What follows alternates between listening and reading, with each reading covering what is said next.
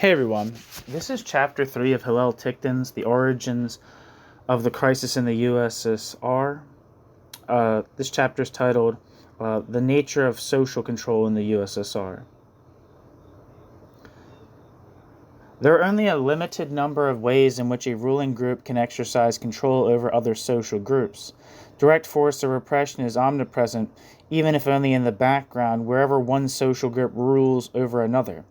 But this is never sufficient to ensure the consent of the governed. There has to be a political economic form of compulsion to establish the subjection of the subordinate group or groups. The serf obtained his livelihood through the manor, and escape was only meaningful under very specific conditions. In capitalism, the worker is controlled through his need to sell his labor power. Only when workers actually threaten the system or a particular employer is force used. The justification of subordination is normally called an ideology. Under feudalism, the ideology was religion. In capitalism, uniquely, the ideology is provided by the political economy itself, through what Marx termed commodity fetishism. The acceptance of the ideology is connected with, though not necessarily provided by, the political economy of the society.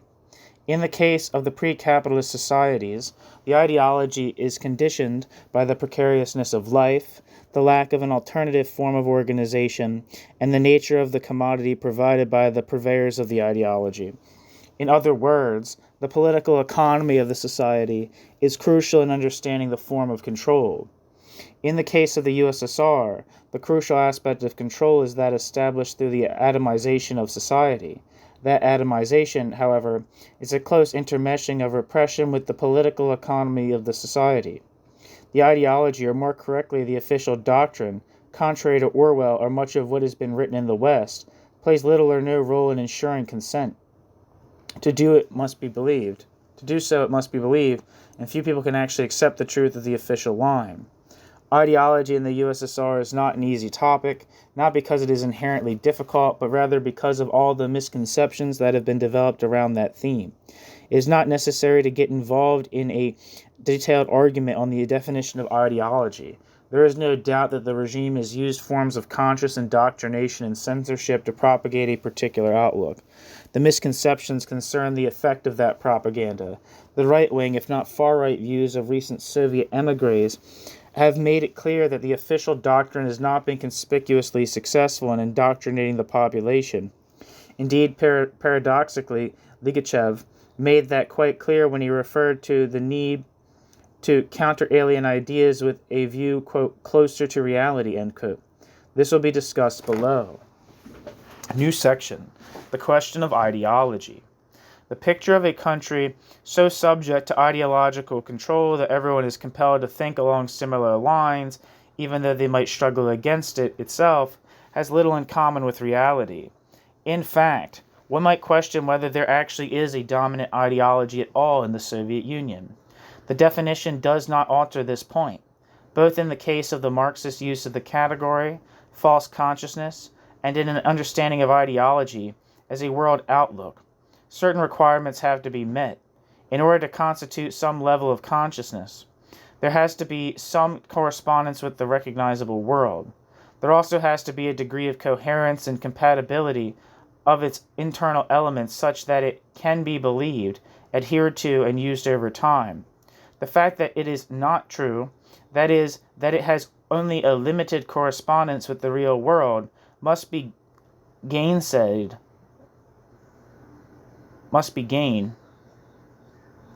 Said, I don't know the fuck, that's weird. The fact that it is not true, that is, that it has only a limited correspondence with the real world, must be said, then, gainsaid, then by internal coherence and some reflection of the world. The Soviet doctrine, as produced in the schools and the media, cannot be used to understand the everyday world of the citizen and, still worse, may be so completely riddled with incompatibilities that no one could possibly believe it. We may then question whether there's an ideology in the USSR. Of course, the word ideology could simply be used to denote any form of belief pattern. Even so, it's not easy to argue that the official doctrine constitutes a series of statements sufficient to constitute a belief pattern. This is worth exploring. The problem is that the doctrines expounded by the newspaper, journals, and the educational system under the names of Marxism and Marxism-Leninism, as argued above, are both internally conflictual and unpredictably changeable. For instance, anti-Semitism is undoubtedly condemned by Marxism and is hence officially regarded as reprehensible, and there has been no official doctrine of anti-Semitism, yet the regime has promoted anti-Semitism since the time of Stalin. Similarly, the regime condemns chauvinism, but it clearly promotes Russian control. The regime claims to be socialist and in favor of equality, but has declared from Stalin to Gorbachev that inequality is essential to the regime. Under Stalin, egalitarianism was declared a petite bourgeois deviation. Gorbachev has to juggle with words by saying that Marxism is in favor of equality, but against what is translated as, quote, leveling, end quote. The regime is officially in favor of the abolition of privilege, but it promotes the privilege of its own elite. The source of this contradiction obviously lies in the difference between Marxism, which is opposed to anti-Semitism, national oppression, privilege, and inequality, and the actually existing form of exploitation in the USSR.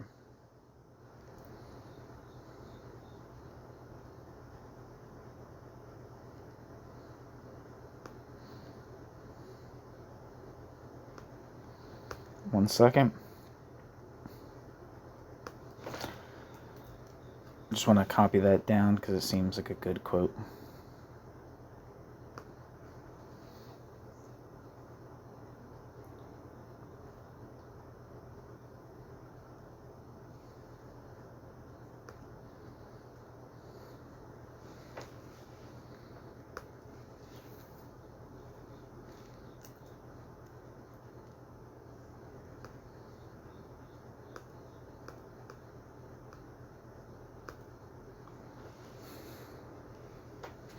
One second.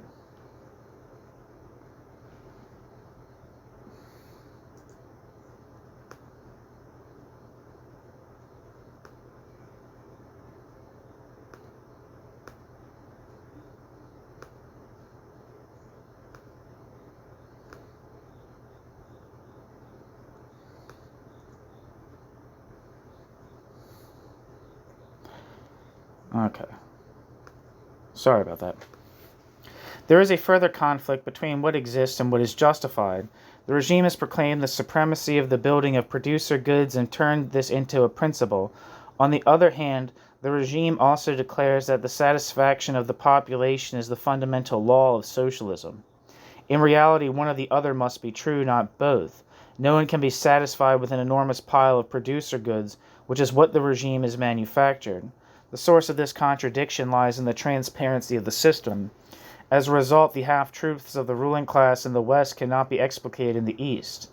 When it is said in the West that wages cannot be raised because the country cannot afford it, this is partially or wholly believable because the statement is true within the context of a particular capitalist system. In the USSR, it is not believable because it is quite clear that the elite live much better than everybody else, although they claim otherwise and so allocate resources to themselves as they see fit. More important, it is also quite clear that they organize the economy from the top down, leaving the pay of the majority to be squeezed as far as is possible.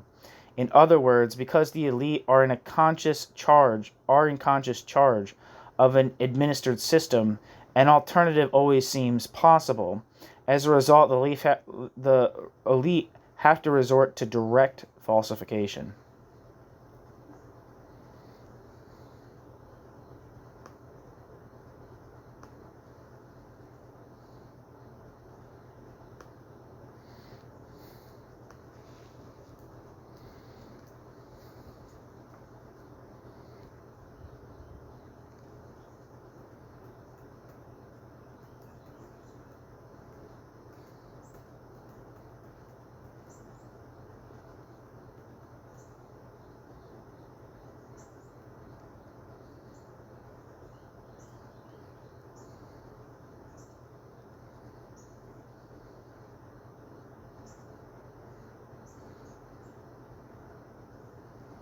Footnote.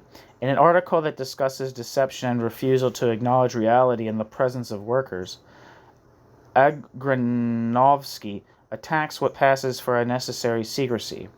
Agranovsky begins with a quote from a letter reproving him for writing a satirical article that could be used by workers. End footnote. Systematic conscious untruthfulness is a symptom of a system that is inherently unstable. The elite find it difficult to tell the truth lest they be toppled. Such lies do not convince the population, both because the system is transparent and because the lies are inevitably shown as untruths over time, precisely because of the constant and continual failure of the system to perform. The reason for the failure of Soviet ideology lies in the inability of a failed regime to establish a believable justification. The system has to thrash around materially, and so in terms of ideas, in order to find a means of existence, it cannot find it, and hence must continually find new forms of justification. The new forms in turn undermine the old forms. In a short historical period, the new forms themselves become old forms and are refuted by yet another justification. All previous leaders turn out to be either wrong-headed or monsters or both. While Lenin is normally revered, his teachings are in fact ascribed to the left opposition, who are regarded as both wrong and monstrous. No human being under these circumstances can believe much of what the regime teaches. In short, there is no ideology, but rather a complex relation of doctrines and belief patterns. Upon further exploration, it becomes obvious that there are 4 different levels of so-called ideology, or, more properly, belief patterns. At the most obvious and most apparent basic level, there is an appeal to Marxism as derived from Marx and Lenin. In the second place, there's the official doctrine of Marxism-Leninism, which has been discussed above in terms of its inner coherence. The empirical discussion hitherto makes it clear that neither Gorbachev nor the Soviet elite has much use for Marxism. Yet the term is widely used even today. In the third place, there is an elitist viewpoint, which the state apparatus uses to govern. Even the ordinary worker must use an official form of discourse. In the fourth place, there is a more conscious understanding of reality, which is held by the individuals who actually govern. At this level, there is a parallel and even partially critical view of the system held by the different social groups in their own ways. At the first level, the regime espouses Marxism.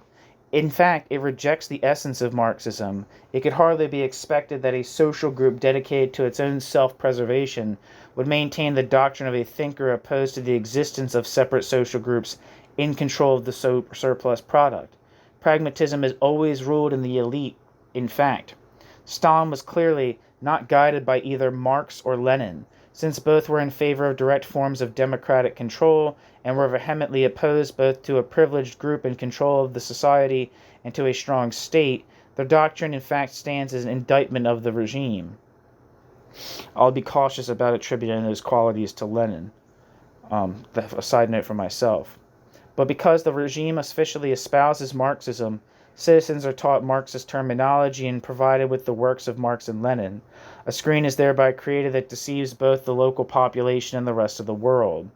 In the second place, the elite supports the doctrine called Marxism-Leninism, first codified by Stalin in his short course. There's a piece by James D. White on this channel about the context of the short course. It's titled like The Road to the Short Course. James D. White. It's on this channel. The crucial pillars of this doctrine involve 1. The concept of the construction of socialism in one country, and thus the use of Russian and Soviet nationalism.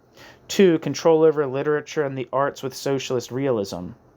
3. The primacy of Department 1 producer goods over Department 2 consumer goods.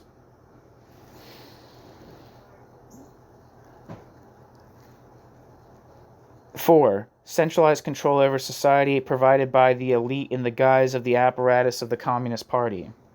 These 4 doctrines are then delivered in a package of emasculated Marxism.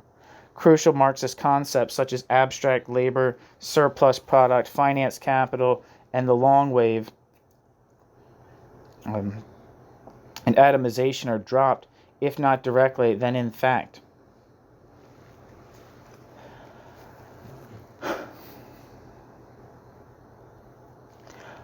Others are changed in their content. Still others are added, such as the law of increasing misery, held until very recently to apply to the West, state monopoly capitalism, and the view that socialism is a lower phase of communist society where the reward is based either on the market or on input.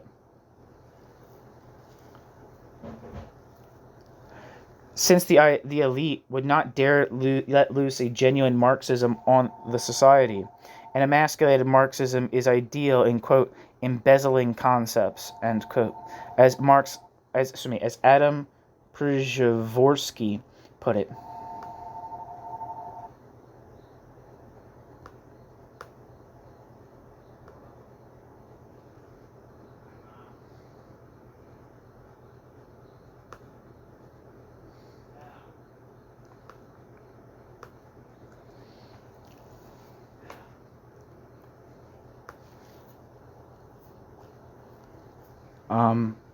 Adam Przewórsky is a Polish-American professor of political science born in 1940, specializing in comparative politics.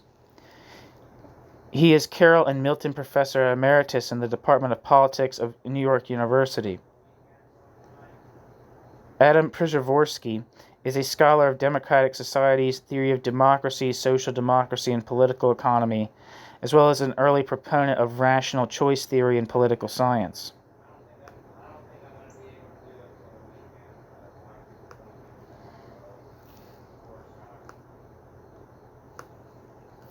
Back to the text. In other words, the very revolutionary critique that could provide an analysis and theorization of the regime is rendered impotent through reinterpretation. It is, however, not enough to embezzle the concepts. The categories have to be thoroughly reworked and so confused that they cannot be understood at all. That is the real problem with the population of the USSR. In theoretical terms, they cannot arrive at a critique of the system because the Marxist words appear wrong and inappropriate. Everyone in the USSR eventually understands the misuse of Marxism, but very few understand the nature of that misuse. Even someone like Solzhenitsyn, brought up in the doctrines of the regime, remains within its orbit in a negative sense.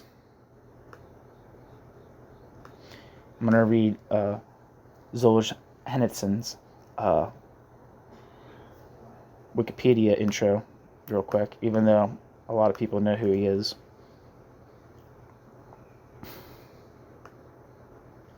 Alexander Solzhenitsyn lived from 1918 to 2008, was a Russian author and Soviet dissident who helped to raise global awareness of political repression in the Soviet Union, especially the Gulag prison system. He was awarded the 1970 Nobel Prize in Literature, quote, for the ethical force which Solzhenitsyn, I can never pronounce this guy's name right, I should really learn, has pursued the indispensable traditions of Russian literature, end quote. Quote, Solzhenitsyn's non-fiction work, The Gulag Archipelago, quote, amounted to a head-on challenge to the Soviet state, end quote, and sold tens of millions of copies. Solzhenitsyn was born into a family that defied the Soviet anti-religious campaign in the 1920s and remained devout members of the Russian Orthodox Church. However, he initially lost his faith in Christianity, became an atheist, and embraced Marxism-Leninism. While serving as a captain in the Red Army during World War II, Solzhenitsyn was arrested by the SMERSH and sentenced to 8 years in the Gulag and then internal exile for criticizing Soviet leader Joseph Stalin in a private letter. As a result of his experience in prison and the camps, he gradually became a philosophically minded Eastern Orthodox Christian. As a result of the Khrushchev thaw, Solzhenitsyn was released and exonerated. Solzhenitsyn pursued writing novels about repression in the Soviet Union and his experiences.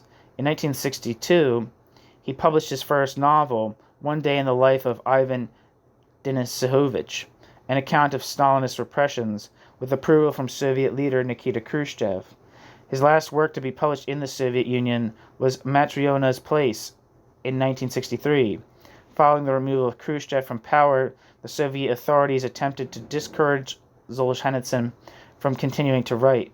Solzhenitsyn continued to work on further novels and their publication in other countries, including Cancer Ward in 1966, The First Circle in 1968, August 1914 and 1971, and the Gulag Archipelago, which outraged the Soviet authorities in 1973. In 1974, Solzhenitsyn was stripped of his Soviet citizenship and flown to West Germany. He moved to the United States with his family in 1976 and continued to write there. His Soviet citizenship was restored in 1990. Solzhenitsyn returned to Russia 4 years later and remained there until his death in 2008.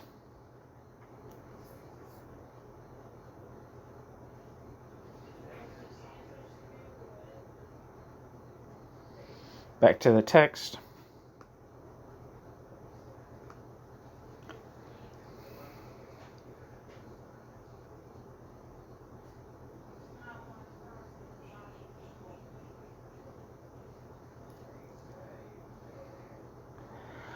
Once concepts have been destroyed, only empiricism remains, and empiricist is what all Soviet analysts of whatever hue become.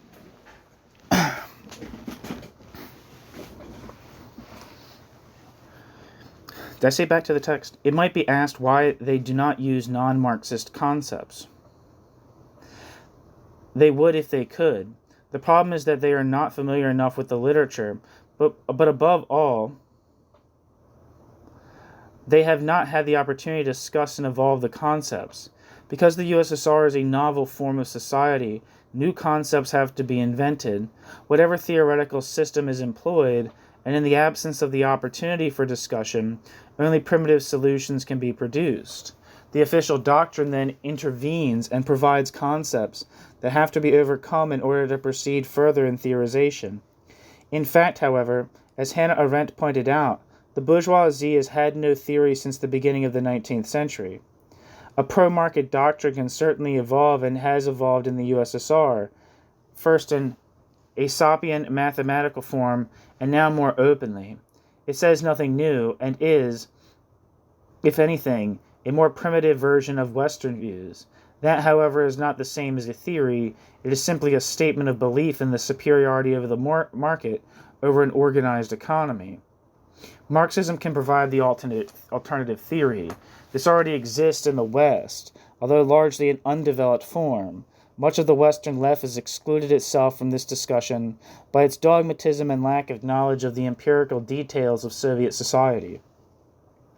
In large measure, the failure in the West is a reflection of the success of the propaganda from the East. The muddle so produced has led to such wrongly conceived works as that of Marcuse, who saw the USSR as raising productivity at the expense of the humanity of that society.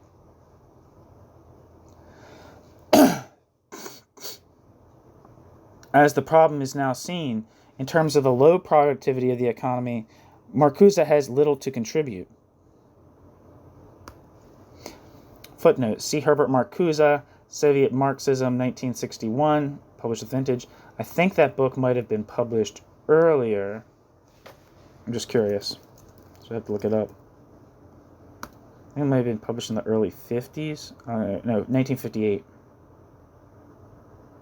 So yeah, pretty close to 1961.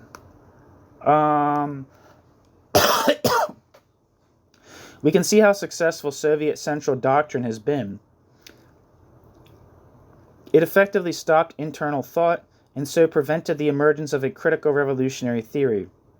On the other hand, it has not prevented empirical opposition to specific measures or to the system, but neither the regime nor its opponents can mobilize the population or gain their support for any changes.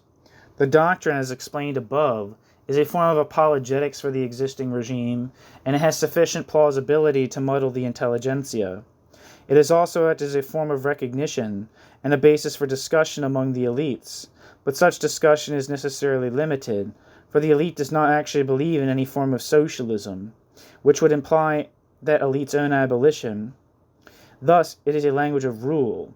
At the same time, individual members of the society, the elite included, have their own view of how to exist and what to believe.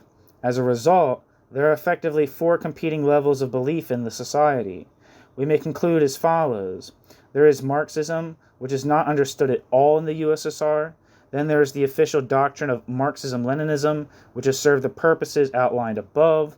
Third, there is the language of rule for the elite and of intercourse for the other social groups.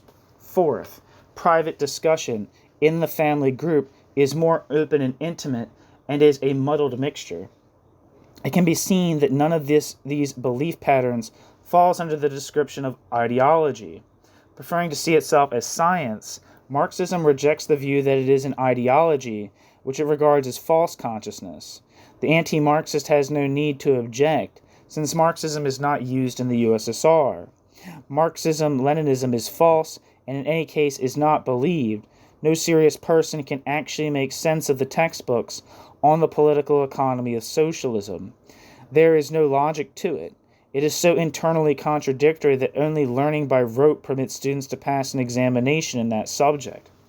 Marxism-Leninism functions as an anti-theory, muddling ideas and preventing the emergence of concepts and end theory.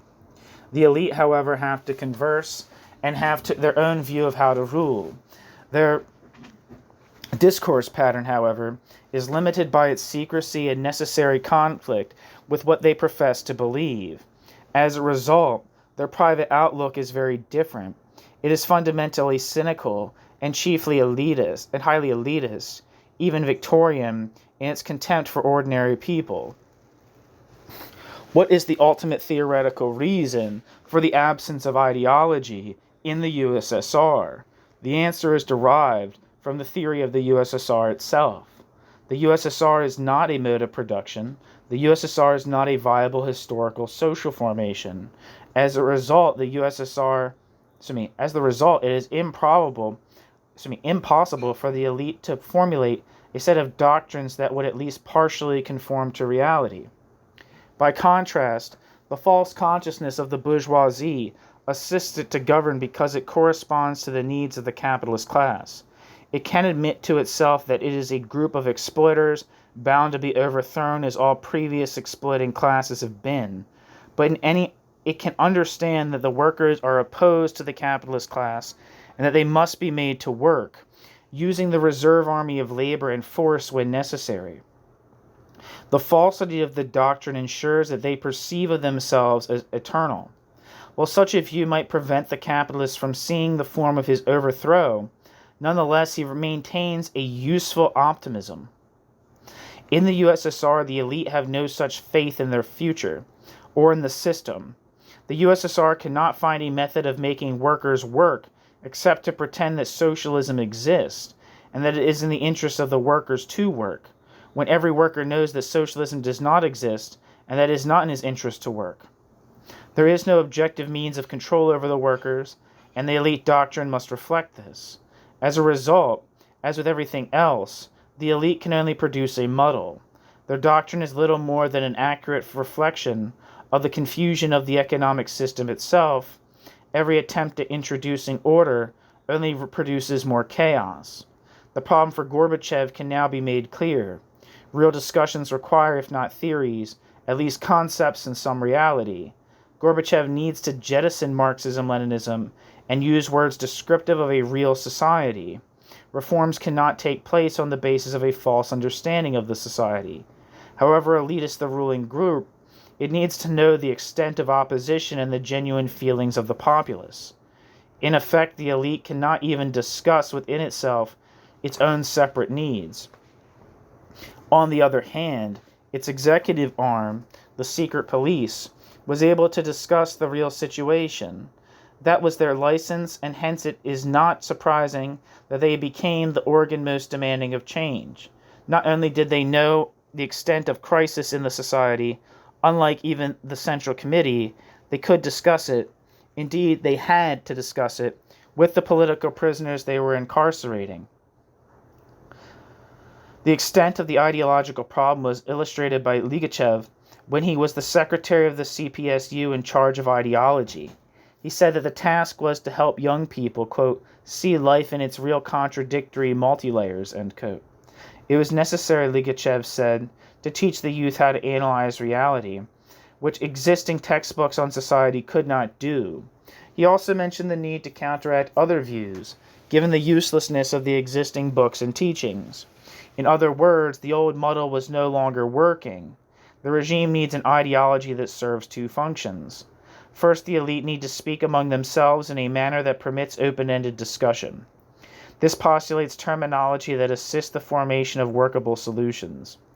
Second, they need an ideology based on a recognizable world, and that can be believed by subordinates as opposed to an incoherent series of apologetic statements. Of course, if the USSR were to move over to the market, the problem would be solved, since the market produces its own powerful apologetics. The domination of the commodity is both actual and apparently eternal. However, until they arrive at such a desirable state of affairs, an alternative is vital to the survival of the regime. The present criticism of all aspects of the economy and the society serves just this function. Of course, the criticism is actually very limited. Nonetheless, an impression is created that the elite are doing their utmost to improve the society, and that they are listening to the lower orders. At the same time, some real discussion can take place at higher levels. The problem, however, is that this breakthrough is limited in time, since a real solution to the alienation of the majority, as opposed to discussion of such a solution, is imperative. For Gorbachev, the sweeping away of the old shibboleths of Stalinism has not the inconsiderable danger that the real critical thought might ensue. Such thought might attack the elite itself as the prime obstacle to change. It might turn to the authentic voices of Marx and of Lenin. Hence, Gorbachev must proceed slowly in his jettisoning of even the carcass of Marxism-Leninism. Yet, until both the aspirations of Marxism and the muddle of Marxism-Leninism have been removed, the other two layers of belief cannot be rendered meaningful. The elite must be able to speak to itself. But if the elite does speak to itself, the elite runs the risk of opening the door to the elite's own abolition. The discontent of the population is still confused. When it is clear about its goals, there will be no place for the elite. Gorbachev thus has had to move to the market or nowhere, even in the sphere of ideology. One moment.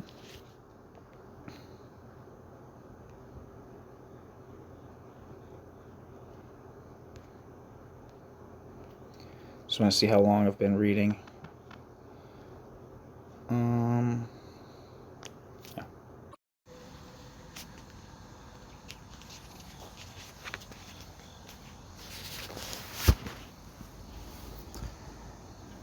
New section, Stalinism and its disintegration.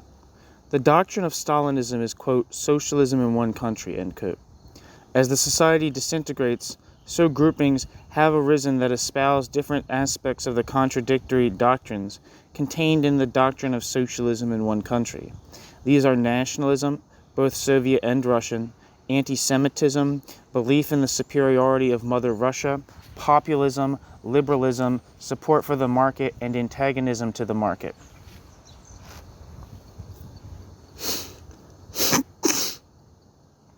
Obviously, until the period of Gorbachev, these different attitudes conflicted with one another. It is of considerable interest to observe how the belief patterns of the new groups that have emerged derive from the original Stalinism. Pamiat and the various Russian nationalist groups are only taking the essential core of Stalinism, its nationalism, or Pamiat, while eliminating the Marxist verbiage.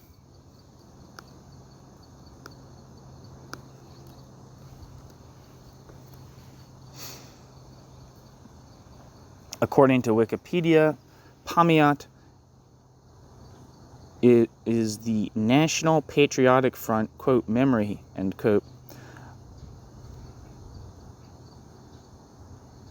and was a Russian far-right anti-Semitic and monarchist organization. Pamiat also identified itself as the, quote, People's National Patriotic Orthodox Christian Movement, end quote.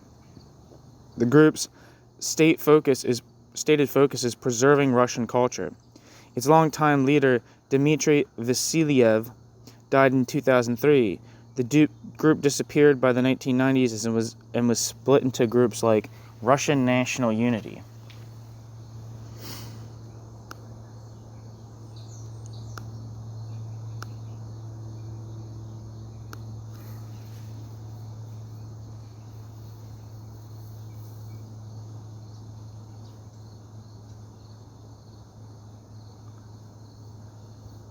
On the other hand, back to the text, on the other hand, the liberals' move to the market harks back to the early period of Stalin, when he allied with Bukharin. It was Stalin who, in his economic problems of socialism, began the move back to the market. Nationalism was always a dangerous doctrine to use, and it is naturally disentangling itself into its component parts. The problem with the use of nationalism under Stalin was that Soviet nationalism really made no sense. What, after all, had the Estonians in common with the Uzbeks? While the regime spoke of a common socialist fatherland, few people considered the USSR socialist, and even fewer really wanted to defend such an entity. The whole point of a nationalist doctrine is that it is interclass or intergroup. And while a common language or culture might be made to appeal to the exploited workers and peasants, Soviet nationalism could only have appeal against a common invader like the Nazis. For that reason, Hitler actually did the regime a considerable favor in supplying it with a doctrine, common defense against Germany, that provided a level of unity. But such a doctrine has only a limited use and in any case was even insufficient during the period of the war, when Russian nationalism and Russian orthodoxy were extensively employed to secure support for the regime. The use of Russian nationalism reached its apogee in the period immediately after the Second World War.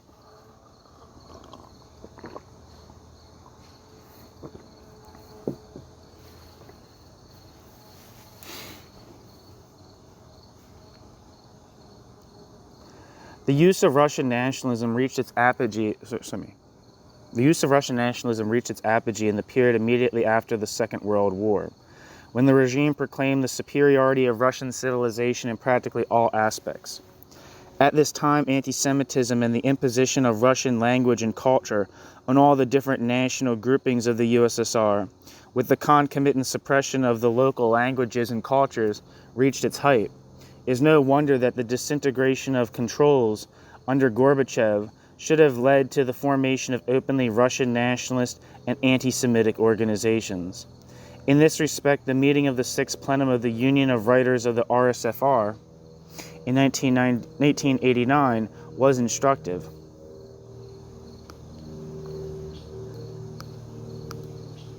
The RSFSR.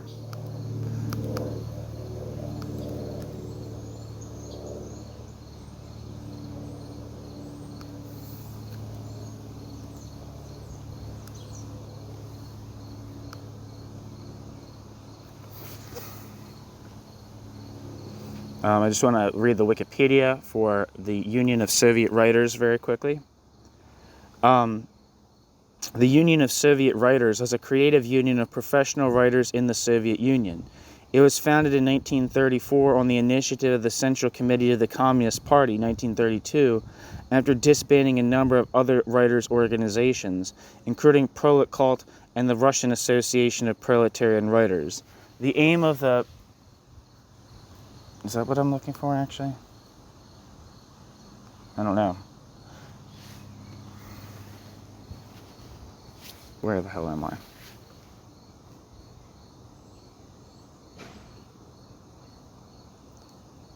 After disbanding a number of other... No, that's not what I'm looking for. After disbanding a number of other writers' organizations, including Prolet Cult and the Russian Association of the Proletarian Writers, the aim of the union was to achieve party and state control in the field of literature. For professional writers, membership of the union became effectively obligatory, and non-members had much more limited opportunities for publication. The result was that exclusion from the union meant a virtual ban on publication. However, the history of the Union of Writers also saw cases of voluntary self-exclusion from its cadre. Thus, Vasily Askionov, Semyon Lipkin, and Inna Lysianskaya left the Union of Writers in a show of solidarity after the exclusion of Viktor Yerofeyev and Yevgeny Popov in punishment for self-publishing. Andrei Zhdanov gave the opening address to the First Soviet Writers' Congress in August 1934, stating the, quote, tendentious, end quote, purpose of literature is forming Marxist ideology. in the minds of Soviets and illustrating the centrality of ideologically pure literature to the Soviet and Stalinist project. Quote, our Soviet literature is not afraid of the charge of being, quote, tendentious, end quote. Yes, Soviet literature is tendentious, for in an epoch of class struggle there is not and cannot be a literature which is not class literature, not tendentious, allegedly non-political, end quote. After the end of the Soviet Union, the Union of Soviet Writers was divided into separate organizations for each of the post-Soviet states. The Russian section was transformed into the Union of Russian Writers. Back to the text. Writers denied that they were anti-Semitic at the same time as they called for a separate organization of Russian writers in Leningrad on the ground that they were a national minority there. The clearly anti-Semitic session led by well-known Russian writers even contained a plea for writers to stand up for holy Russian martyrs such as the last Tsar and his family. The fact that an important section of the Russian intelligentsia could express this component of Stalinism without the language of Marxism showed clearly the doctrinal influence of the ruling group of the USSR. New section, atomization. The USSR has changed somewhat under Gorbachev in that there are numerous political clubs, meetings, and even multi-candidate elections. Yet workers remain under the old regime. There are no independent trade unions able to function as such, nor in fact any real trade unions at all. The KGB remains as powerful as ever, even it adapted somewhat to glasnost. There is no public attack on the elite as an elite, calling for their abolition and the introduction of an egalitarian society, which is what socialism would be. There are attacks on the bureaucracy, seen as the controllers of the society, but not on the elite as such. The atomization of the society continues, but in a disintegrating form. The paragraphs that follow describe the atomization of the society and the dissolution of that atomization. New section, the totalitarian school of atomization. The term, quote, atomization, end quote, has been used in a number of different senses. One use has been that of the totalitarian school of Sovietologists. They see atomization as the absence of organization of the masses. Between elite and society, there is no form of combination of individuals possible, and hence every individual is atomized from his fellow human beings. Friedrich and Brzezinski, in their classic work on totalitarianism, specifically discuss atomization. They go through the various aspects of control that separate the individual human beings in the totalitarian societies. They discuss the terror, unanimity, ideology, the party monopoly over communications, and argue that the party and ideology are crucial. Nonetheless, they find, quote, islands of separateness, end quote, in the family, the church, etc., and forms of resistance. This is how the totalitarian school of Sovietologists describe the atomization. Quote, the totalitarian regime seek to divide and rule in the most radical and extreme way. Each human being should, for best effect, have to face the monolith of totalitarian rule as an isolated, quote, atom, end quote. By being thus atomized, the people with its many natural subdivisions becomes the, quote, mass, and the citizen is transformed into the mass man. This mass man, this isolated and anxiety-ridden shadow, is the complete antithesis to the, quote, common man, end quote, of the working free society, end quote.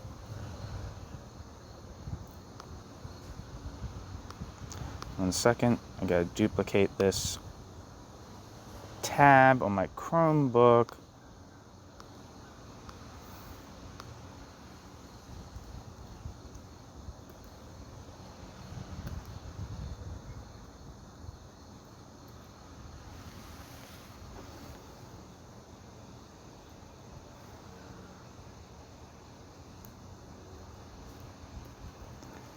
Hold on. Oh. A footnote, that quote was from Carl J. Friedrich and Zbigniew K. Brzezinski, Totalitarian Dictatorship and Autocracy, published in 1964. What the fuck did I say that? 1969, Jesus Christ.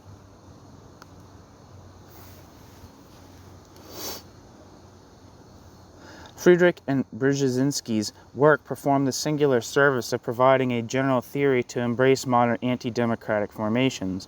Moreover, it dealt with them comparatively.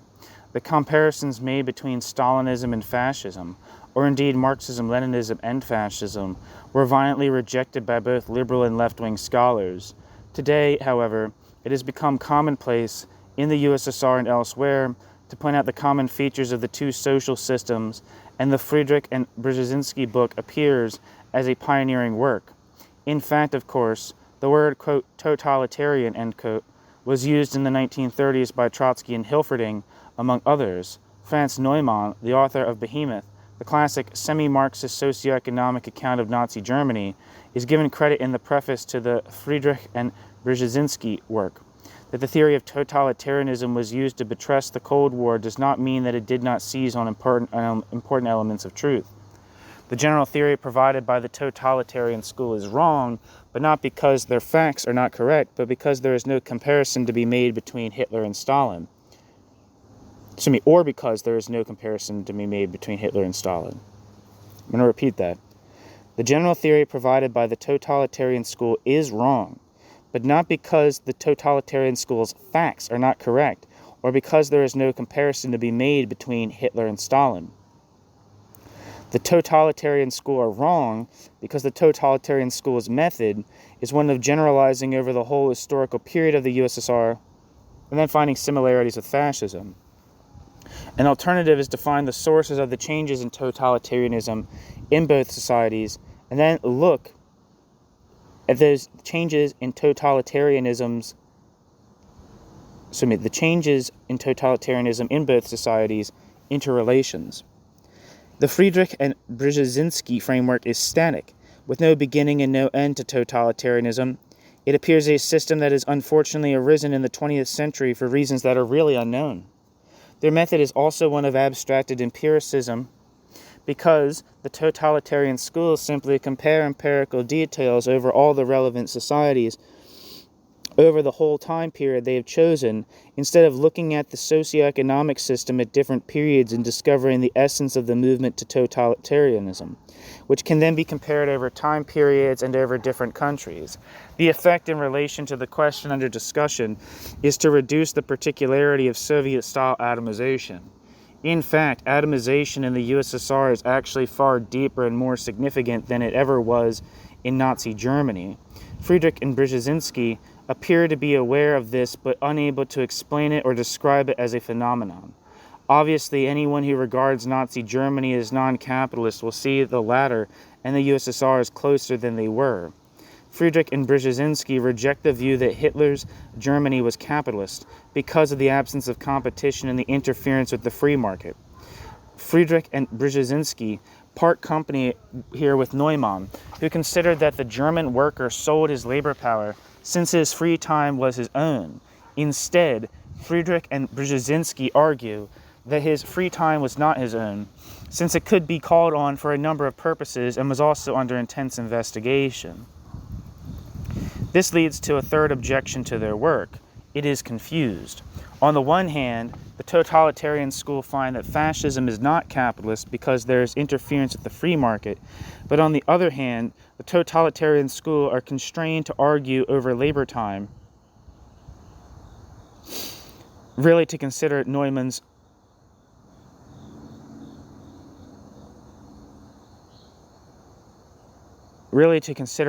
Marxist argument.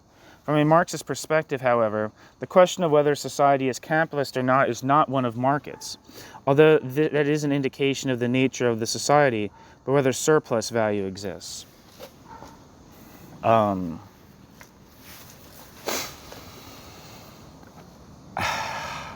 This is problematic, in my opinion, because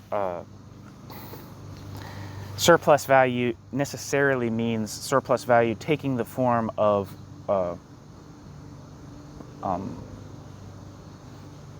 is the form of surplus in a market dominant society. It seems like, if markets do not exist, and hence commodities and money do not exist, then, which I think would be kind of necessary which would be necessary for society to not have markets. Sorry, I forgot what I was saying. If there's markets, and there's surplus,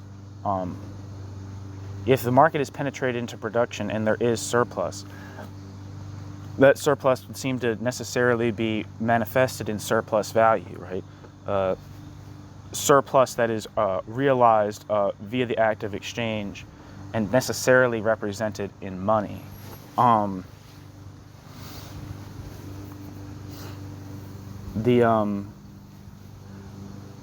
mean, I don't know what Ticktin's going to say, but this is kind of like the whole crux of the whole question, right? Is like of whether the USSR or any formation is capitalist, is whether the surplus takes the form of value, which is necessarily a market relationship. Surplus value exists not in terms of quantities of use values produced, but on the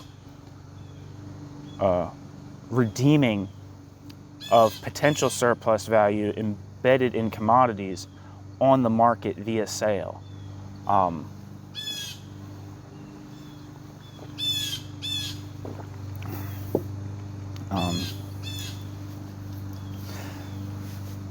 This is like a whole trick question, it's like surplus value is indeed produced, not in exchange, but surplus value is only validated and proven as existing in exchange, right? So if I start a factory and I have a capitalist production process, right, and I can't, and I produce a bunch of commodities, and I can't sell them, the value of those commodities is not proven to exist, even if they may exist ideally, right? For surplus value to be proven to have come to be, it has to be validated in the circuit, right? In the general formula for capital, right? It would be like it has to be validated by being sold for more money than was invested in the production process in the beginning. So if this product that is produced is not sold, then it's not socially validated. It's not proven to have been part of the total social labor of society, and is hence useless as far as capitalism is concerned. Since it's useless, it probably won't just be given to people, it'll probably be destroyed, because that would only, giving it to people would only aggravate the situation and lower demand, and thus lower the price further, and it would just kind of cause make the existing situation of non-selling even worse. The reason I'm saying all this is that, in my view, in a market society, surplus necessarily takes the form of surplus value. So this idea that there's, the idea markets are a fundamental core of capitalism, is what I would disagree with Ticktin here. In a generalized form, obviously, markets, come and go in different places in different times, and the market, the home market, the penetration of markets into everyday production, the surplus in those types of societies necessarily takes the form of surplus value. I don't think this poo-pooing of the question of markets being an important part of capitalism is dubious. I don't know, but maybe he'll probably say something right here that just contradicts everything I just said. So let's see. Did firms work on the basis of profit? So let me reread that last question.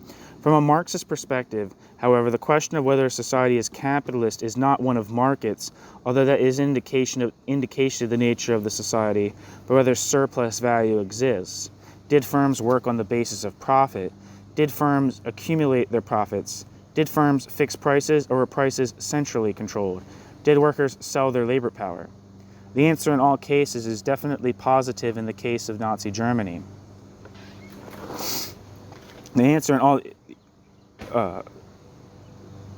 whatever qualifications may be made, however controlled the workers were, they were paid for their labor power and an incentive system did exist.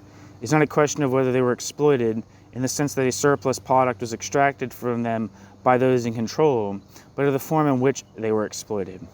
Either they alienated their labor power or they sold it. Those are the only two choices. If they sold it, then the society was capitalist. In fact, descriptions of the German working class in this period make it clear that although they could not have forms of collective action, they could and did act individually to raise the price of labor power. In contrast, in the USSR, movement from one job to another, from one firm to another, does not guarantee anything, as money itself does not exist in the way that it did in Nazi Germany. In relation to the USSR, it is quite clear that until very recently, there was no organizations independent of the state. This is simply empirically true. Commodity production is not a feature of the USSR. If, therefore, any honest theorist looked at the USSR, he or she might feel bound to take the totalitarian view, implicitly or explicitly. The usual form was one that stressed the absence of democracy and the considerable controls over the individual. Neumann, however, in 1942 rejected the elite/masses dichotomy of Emil Lederer, later adopted by post-war totalitarians.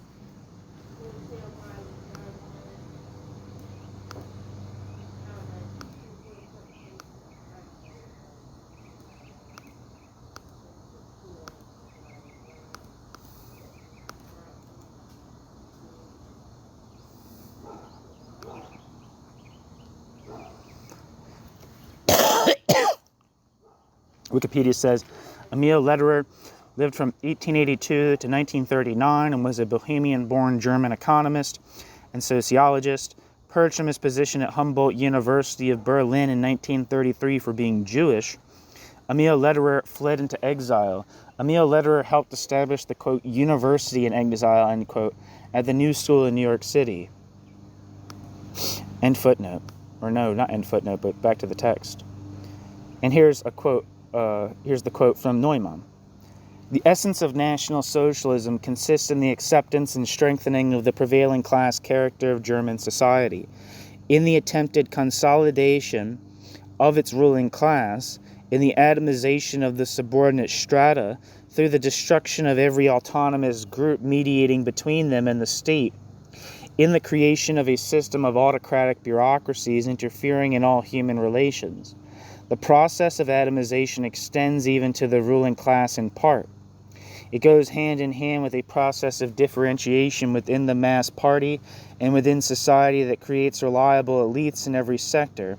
Through these elites, the regime plays off one group against the other and enables a minority to terrorize a majority, end quote. Franz Neumann, Behemoth.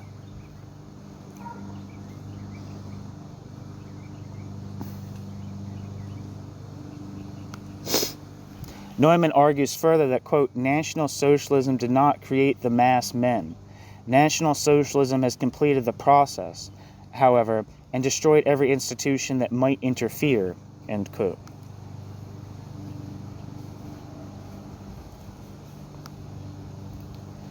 For Neumann, then, the elite/masses dichotomy is wrong because the class structure is maintained. The society is totalitarian because there are no autonomous organizations and there is no competition between the bureaucratic institutions.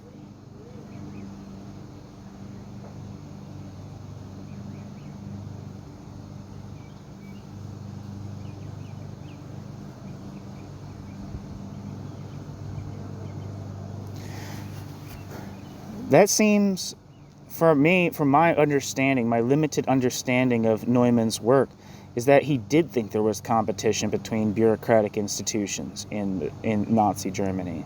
That there was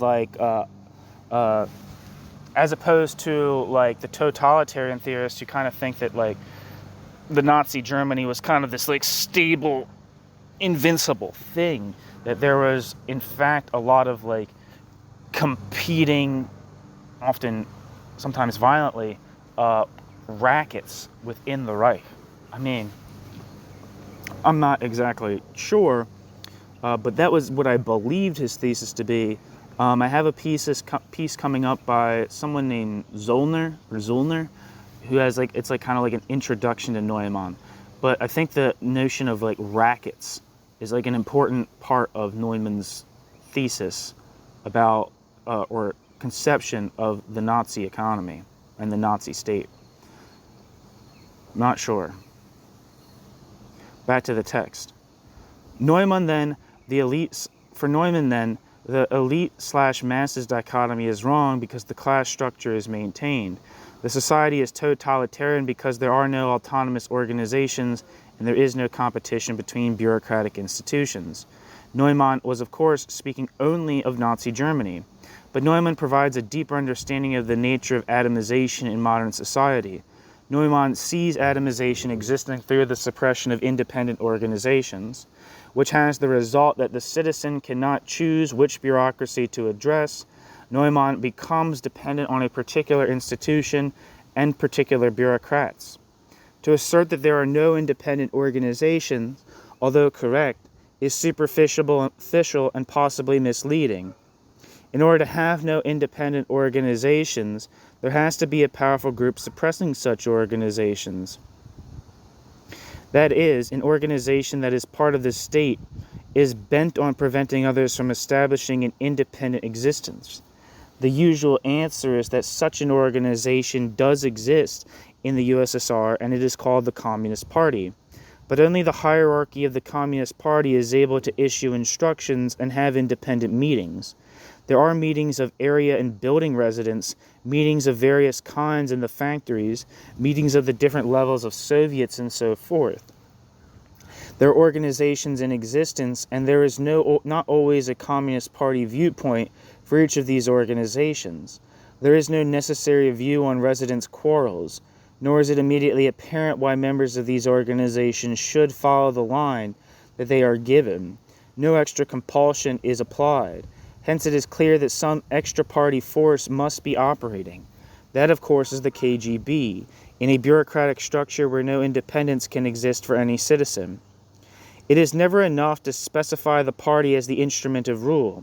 The vast majority of the party's millions of members have no influence whatsoever. It is always necessary to speak of the party apparatus and then discover the way in which they maintain power. They clearly do not do so through elections or through money, but the apparatus cannot rule without a means of rule. In economic terms, if they control the surplus product, they must have a means of ensuring at least some compliance on the part of the population. It could, of course, be a question of ideology, but we have every reason to rule this out as a means of control. While the system functions to befuddle the population and rule out an alternative, it cannot prevent the population being both discontented and opposed to what exists. Hence, the real means of control consists of the use of force in a system of dependency, all buttressed by the historic despair of a population that has suffered so deeply for so long.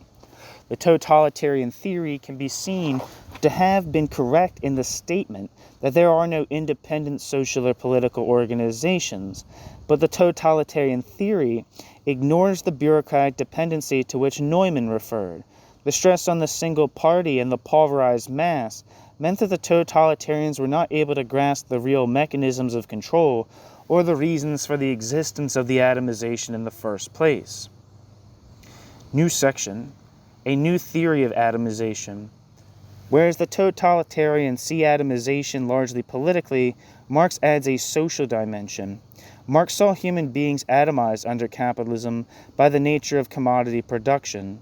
As a worker who sold his labor power, a person was reduced to the level of a commodity competing with other commodities on the labor market. dicey here. I would say a person was reduced to the level of a commodity owner competing with other commodity owners on the labor market, but that's just me. Alienated both from his product and from his labor process, the worker was alienated from society.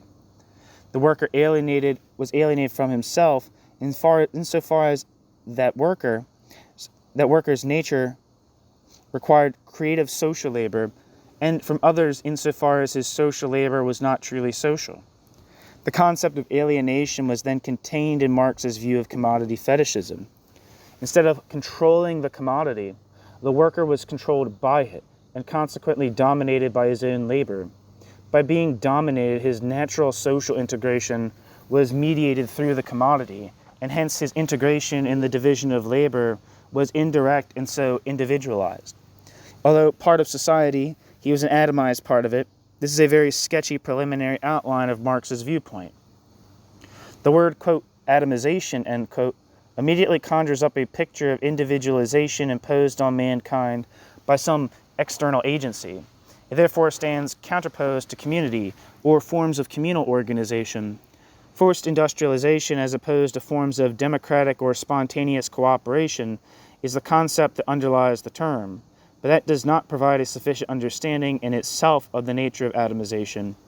In contrast, forced cooperation or forced communal organization, as under feudalism or slavery, is compounded of the two elements, force and community, which stand opposed to one another. Where cooperation is forced, it is not truly cooperation. Thus, it is possible to imagine the slave being part of a household community in terms of a division of labor and supply of necessities of life, yet belonging to a slave organization in revolt. This might imply that in the household itself he was isolated from others, so that his cooperation was only in work and only extracted by force. On the other hand, he might also be part of a wider slave community in revolt, and so could not be said to be individualized or isolated. If such organization was impossible, he might appear then to be individualized. Yet there would remain a problem, for he would be part of the household and would naturally tend to be part of a slave community when allowed.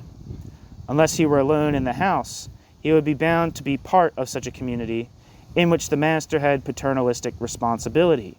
The essential point is that, hitherto, there has not been a society in which the community is not a forced community. This illustrates the difference between an enforced community, such as the slave in the household, and the absence of such community in modern society. The enforced community was still a community in some sense. It was and was not a community. In modern society, the worker steps out of the community of the factory when he leaves the workplace. Inside of work, he is competitive with his fellow workers and subordinated to his employers by the need to work in order to survive out of work. To establish a community with his fellow workers is extremely difficult, although to establish a common organization is not. Neither employer nor fellow employees have a responsibility for the worker. In contrast, in feudalism, there was such responsibility, if only to ensure that the labor was present. And yet it is possible to speak of real interdependence inside the factory and outside. This is based on the division of labor alone. The contrast is thus between a greater degree of independence possessed by the worker outside of production and the lesser isolation of the slave and feudal serf. Atomization is thus a modern category. The pre-capitalist slave or serf could not be individualized in the manner of modern man, since he did not possess the requisite independence. The community was an enforced community in pre-capitalist times, and hence a community in which the state, whether local or central, always had to play a crucial role. It is the specific contribution of capitalism to have introduced equality and hence a right not to work and so to starve, hitherto unknown to mankind. In capitalism, the early role of the state is replaced by the competition among work seekers. It is both more subtle and more effective as a means of control. The individual becomes truly an individual cut off from society, or so it seems to the individual. The contradiction is that the individual is not cut off from society, since the individual has to work in order to live. and hence the person is subjected to the division of labor of society. But on the other hand, he is only related through money, and hence he has an independence that is real. The real dependence is thus masked by a real independence, which is only partial since the individual is powerless to affect most of his or her own life. The term, quote, individualization, end quote, is thus seen to express the real contradiction of modern society, the existence of aspects and the possibility of independence, but a reality that makes the term, quote, individual, end quote, a mockery of the term, quote, individual's apparent meaning.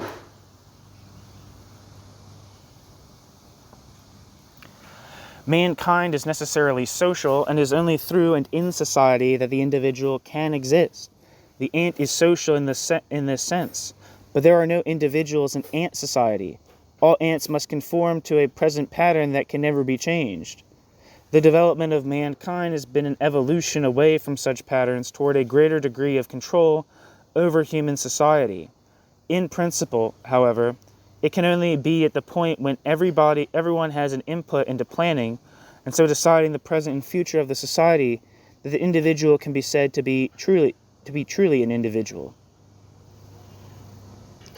No one can stand outside the society, so that it is in the degree to which all can participate in controlling the society, and hence themselves, that the progress of freedom of the individual has to be judged. In being able to control the society, the individual can then express his or her own peculiarly individual nature, separate from others. The term individualization then expresses the antithesis of this process. It states that the individual stands powerless in the face of modern society, accepting it as it stands and fighting with other individuals for a place in the social order. Since societies do not exist without those who do indeed control the wealth of that society, this only means that those who are subordinated to those who control are prevented from developing beyond their isolated existential form because they believe in the illusion of independence provided by antagonistic or competitive individualism. The social order is maintained at the expense of the individual through his or her individualization. This individualization expresses the atomization of modern society. The worker exists as an isolated atom reacting and competing with other atoms to obtain a job with a good wage and prospects for better wages. It is a highly successful mode of control.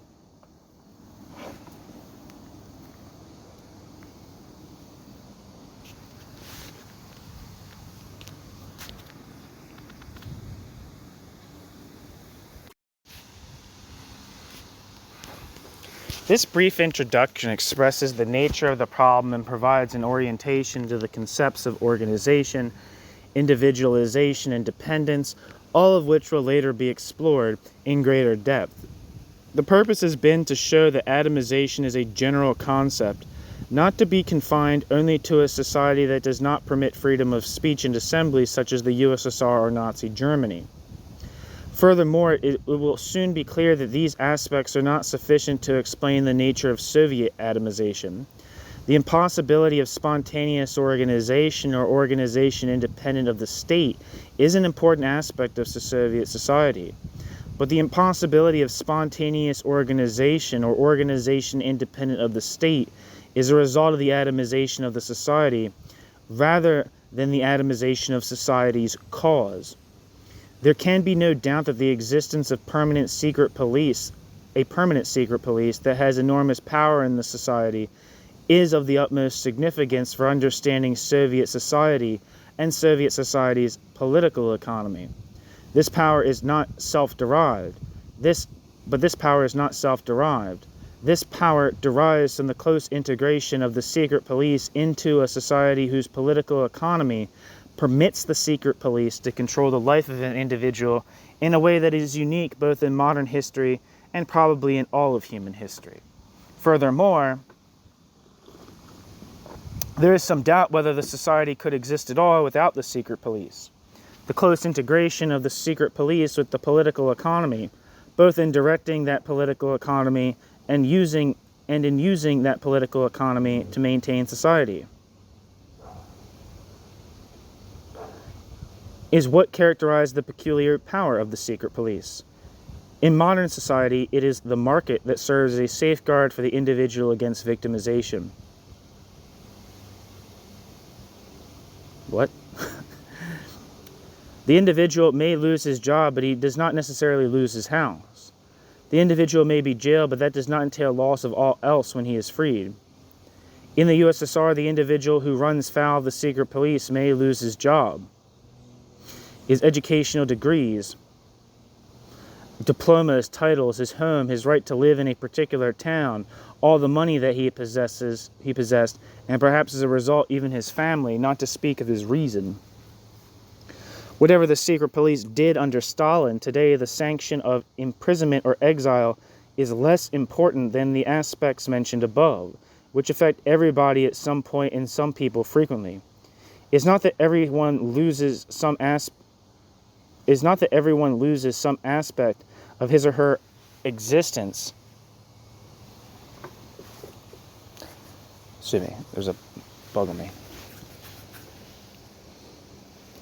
It's not that everyone loses some aspect of his or her existence to the secret police, but everyone has to decide whether to inform the secret police when requested, whether to leave the USSR or stay, whether to change jobs or towns, whether to support those victimized by an official, whether to report the wrongdoings of officials, whether to join a protest over food shortages or to participate in a strike. Such decisions inevitably invite police scrutiny, and as often as not, their active hostility. Thus, in capitalist society, the individual is individualized. The individual is not fully an individual because the individual is not in control of his whole life, although the individual may have that illusion of being in control of his own life. In contrast, in the USSR, the individual is individualized, yet feels that the individual is not an individual, but a dependent of that individual's peers or those immediately around that individual in position. It is not that the individual feels that he is dependent only on his superiors, since this individual can be dealt with by anyone with whom he comes in contact.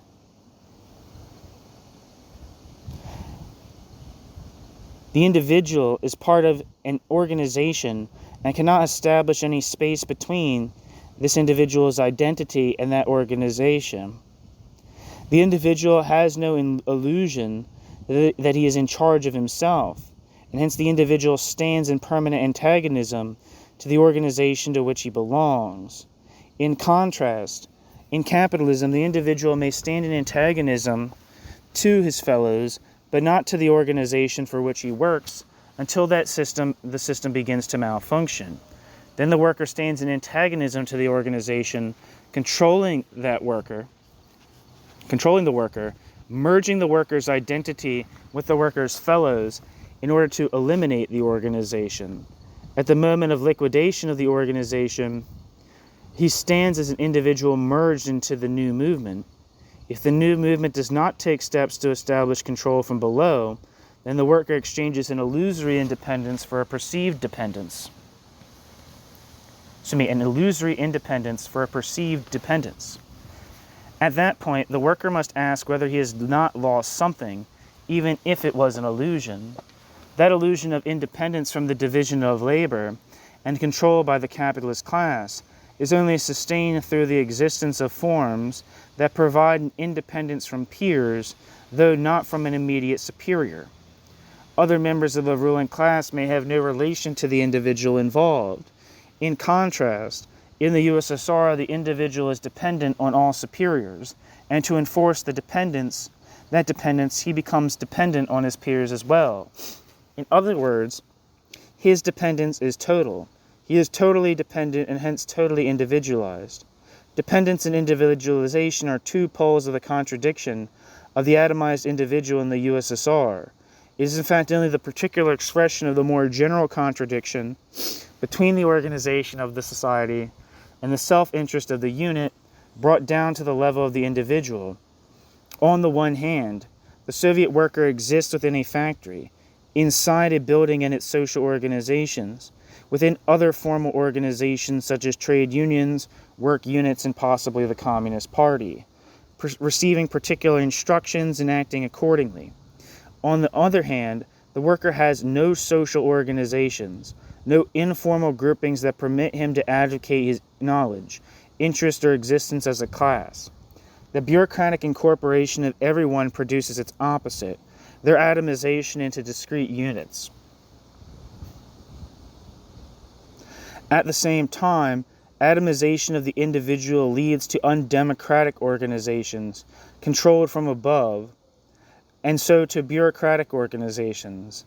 The natural solution or supersession of the contradiction is one in which the atomized individual comes to control the organization and so loses his or her atomization at the same time as the organization loses the organization's bureaucratic nature.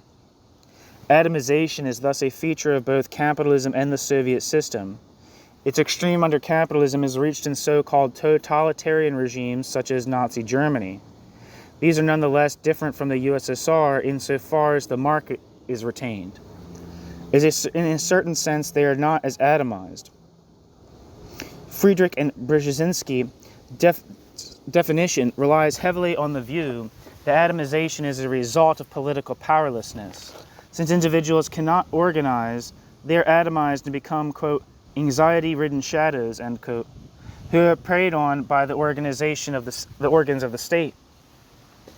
The problem with this view of the USSR is that it fails to take account of the real organizations to which individuals belong, nor do they necessarily have a gun at their backs when they support the, quote, democratic centralist candidate, end quote. They know what is good for them without being told. The atomization is actually deeper than has been described. It is not the lack of organization that produces the atomization, but the atomization that produces the lack of opposition type of organizations. In the examples of fascist countries, it is true that absence of organization is a significantly different feature of the atomization of the individual, but in the USSR it is only a symptom.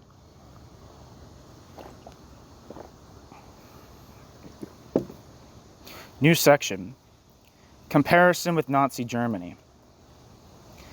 In view of the totalitarian thesis propounded before the 1940s by Hilferding and Trotsky, among others, and later by various American and British scholars and Cold Warriors, it is important to note how Nazi Germany and the USSR are similar and how they are not similar. Here, the crucial features are the role of the secret police, the bureaucracy, and the party, and control over the economy. That the secret police were powerful in Nazi Germany is not to be denied. But the secret police's power was in two respects limited compared to that of their counterparts in Stalin's Russia. The German haute bourgeoisie was relatively inviolate, whereas the Soviet elite was decimated.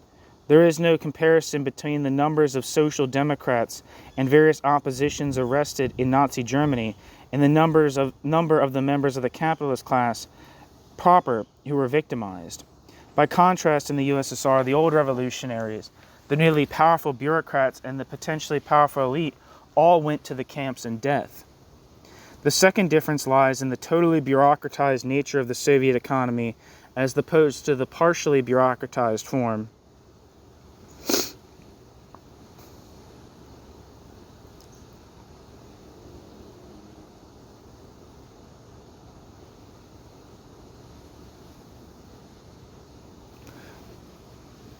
Excuse me, where am I?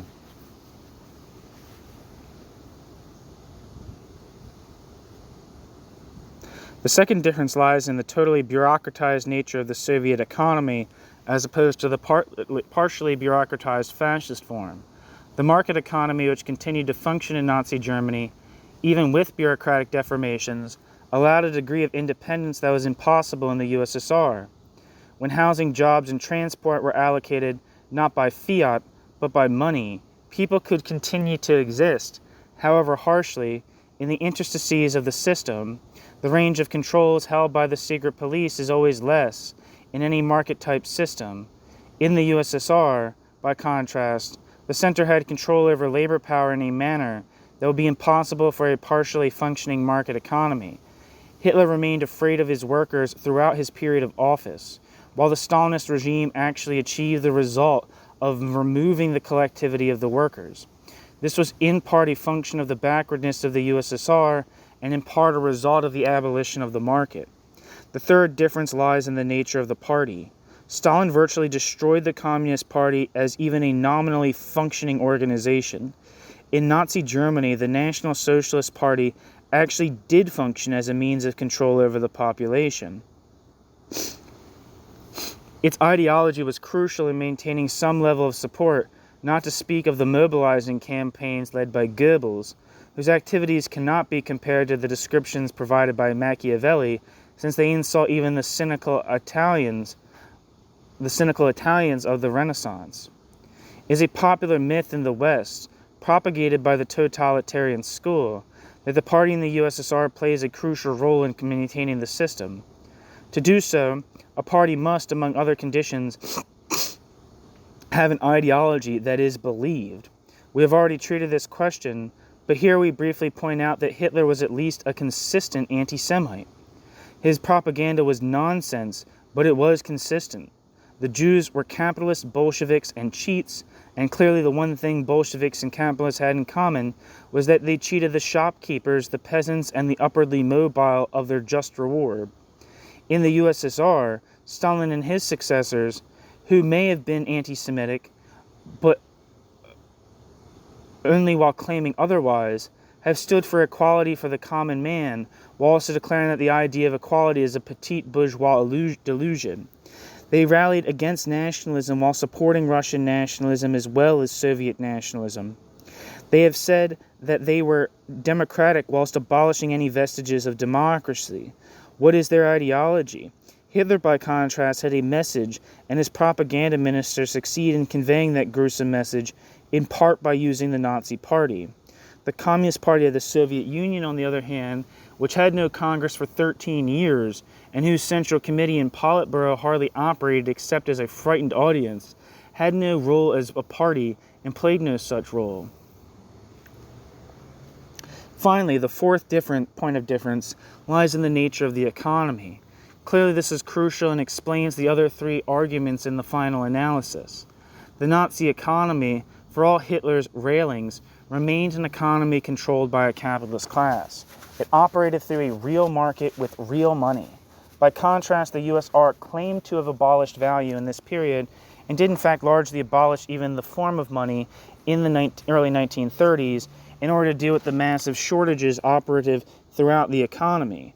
This effectively meant that the atomization of the workers in Nazi Germany was based on the existence of the commodity and the necessity to sell one's labor power rather than on the particular relation of the worker to production described below and the dependence relation. The term, quote, atomization, end quote, is employed by Detlev J.K. Peukert in his very useful work on Nazi Germany.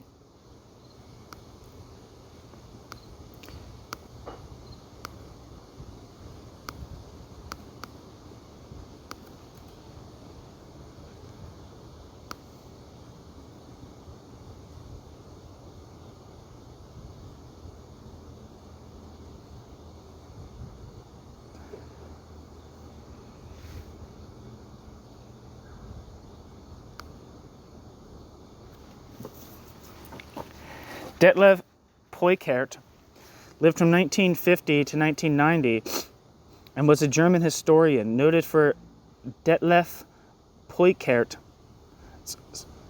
studies of the relationship between what he called the, quote, spirit of science, end quote, and the Holocaust in social history in the Weimar Republic. Peukert taught modern history at the University of Essen and served as director of the Research Institute for the History of the Nazi Period. Peukert was a member of the German Communist Party until 1978, when he joined the Social Democratic Party of Germany.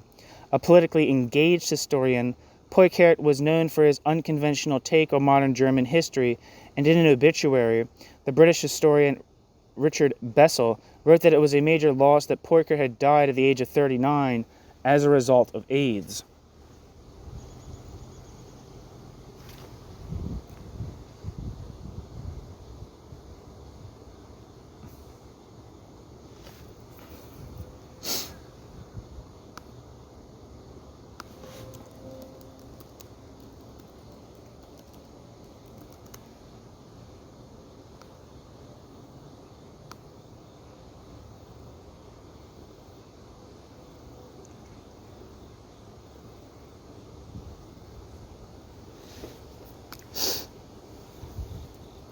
1 second.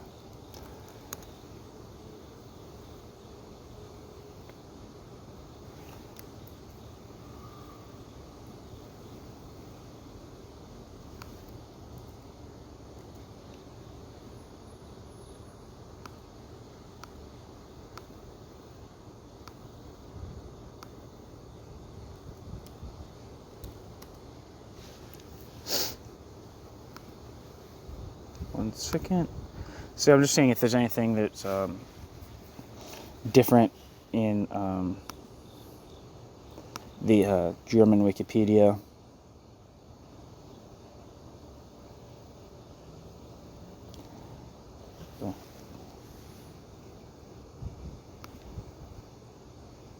Anyway, the term, quote, atomization, end quote, is employed by Detlev J.K.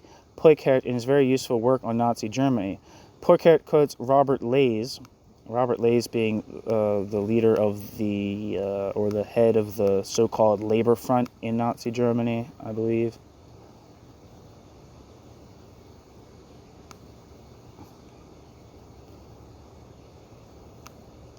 Okay, it's not actually Robert. There's a typo in the book or a misspelling of the name. It's Robert Lays. It's Robert Lay, not Robert. Might be even Lie.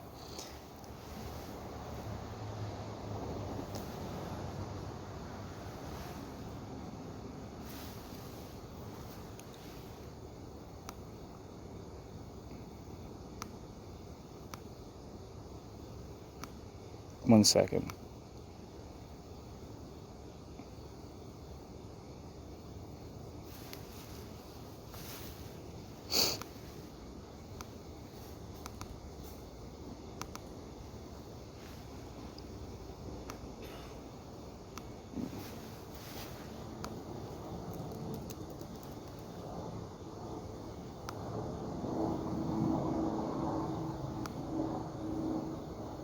Yeah, sorry. Robert Lay, or Lie. Let's actually see if I can find, because I know that like the philosopher Dilthey, D-I-L, it looks like Dilthy, but it's like Dilthey is how you pronounce it.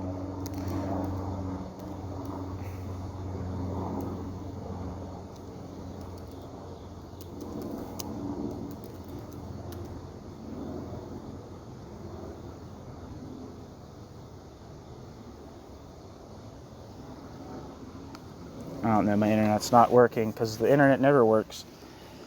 Peukert quotes Robert Lays saying that only those asleep have a private life. Quote, either way, the end result was still an individual stripped of social relationships, fighting for himself alone, quote, scraping by, end quote, end quote. And he continues, quote, the, quote, fellow traveler, end quote, and the non-participant, then, were equally threatened by the atomization of everyday life, the dissolution of social bonds, the isolation of modes of perception, the shrinking of prospects, and hence the loss of capacity for social action, end quote.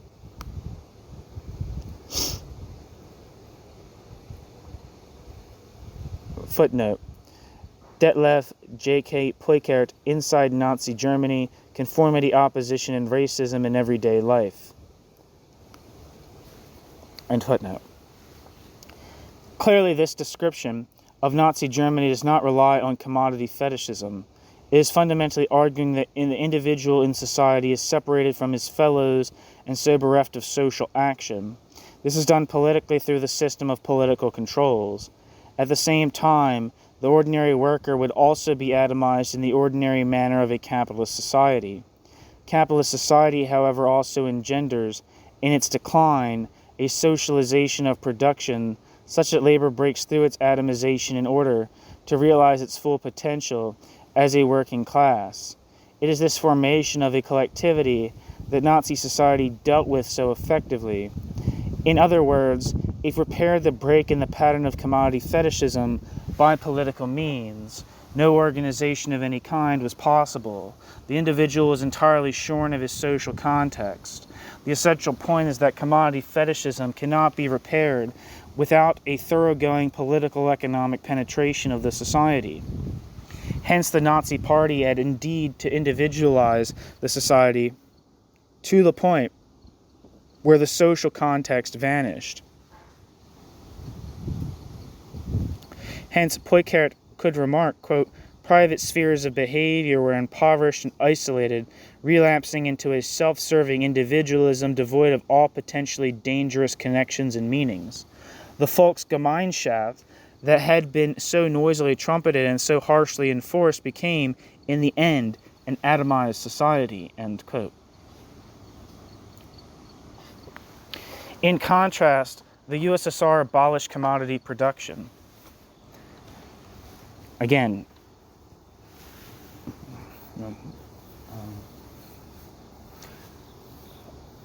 people would dispute that. Money, commodities, and the sale of labor power all cease to exist. Commodity fetishism is not there to repair. The individualization described above would not be enough to contain the society. The problem with Poincare's description is that he has left out production and the commodity, which do indeed provide an integrating mechanism for Nazi society. In the USSR, if there were simply an absence of potentiality for organization and nothing else, the society would not last one day. This does not mean that the USSR is a variety of fascist state, or that it is worse, or for that matter the same. It only indicates that the atomization of the population of the USSR has been necessarily greater than that of the case than was even the case.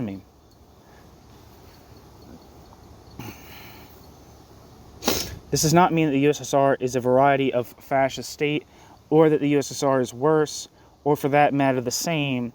It only indicates that the atomization of the population of the USSR has been necessarily greater than was the case even in fascist Germany. The atomization of the USSR relies first and foremost on the total dependence consequent on a bureaucratized economy. The concept of dependence is absolutely crucial in understanding the USSR.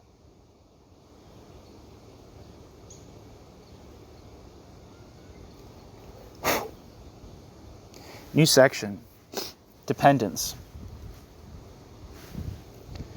The theory of dependence is derived in particular from Marx's perception of dependence in relation to money and the evolution of human history. Marx argues that there are three states of mankind. The first state is one of direct dependence on an isolated producer. In this instance, the direct producer is a serf who is dependent on the lord and the apparatus of the manor. The serf's dependence is direct and unmediated, but fortunately for him, a considerable geographic and social distance is established between himself and the hierarchy.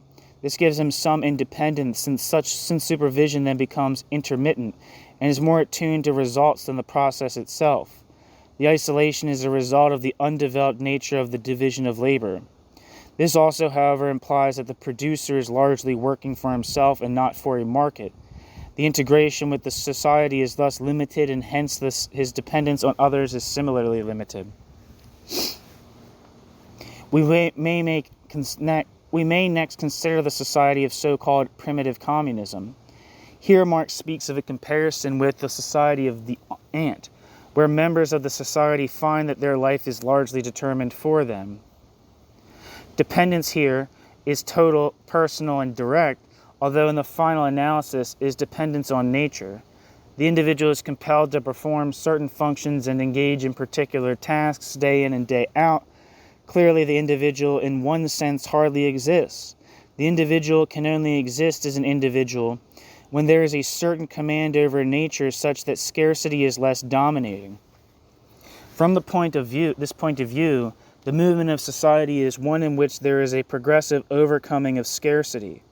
The social surplus product gradually increases to the point where the individuals in society can have a large measure of control over their own lives. In contrast with these two previous states of society, capitalism is one in which dependence is indirect and integrated. The massive development in the division of labor leads to a tight interlocking of the different aspects of production and so of society. The isolation that permitted some independence for the direct producer through society has come to an end, and the potential for total societal and centralized control is established for the first time. However, the individual is saved through the nature of capitalism itself. The development of exchange value is such that it becomes the very nature of society itself. Hence, money, the epitome of exchange value, mediates between the individual and society.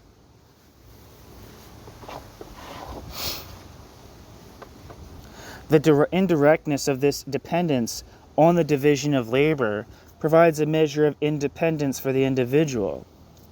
Money provides the individual with the possibility of an impersonal choice that otherwise would be absent.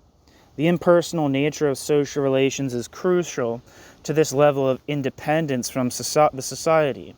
While the worker is compelled to work, the compulsion is neither personal nor direct. He is forced to work because he needs money in order to survive. He can then, in principle, choose his employer. If he saves money, he can choose not to work for a while. He could leave the region or even the country. For most workers, the choice is actually very limited. Nonetheless, for the first time in history, the individual has a kind of independence.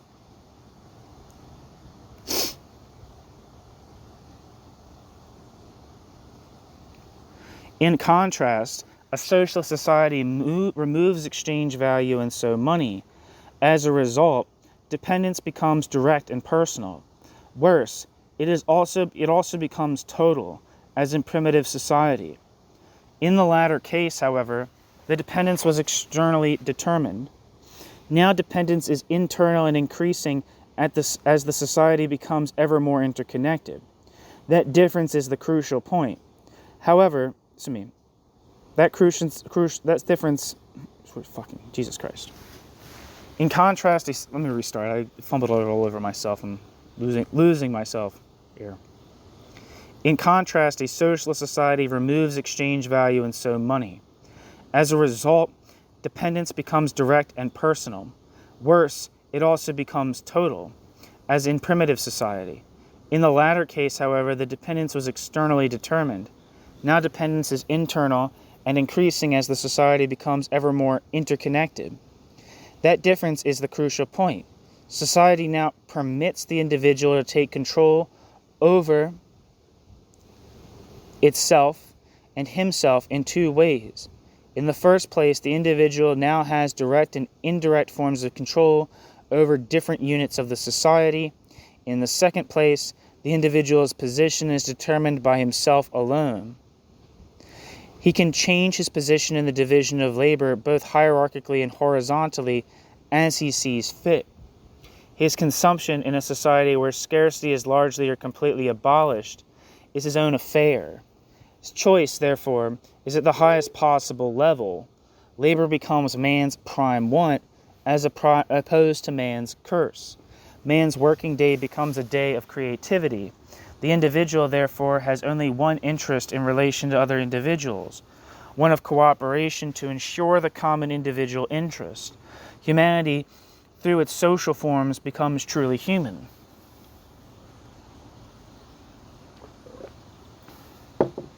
Now consider what happens if the abolition of money is not accompanied by the forms that permit the individual to take control over the society in cooperation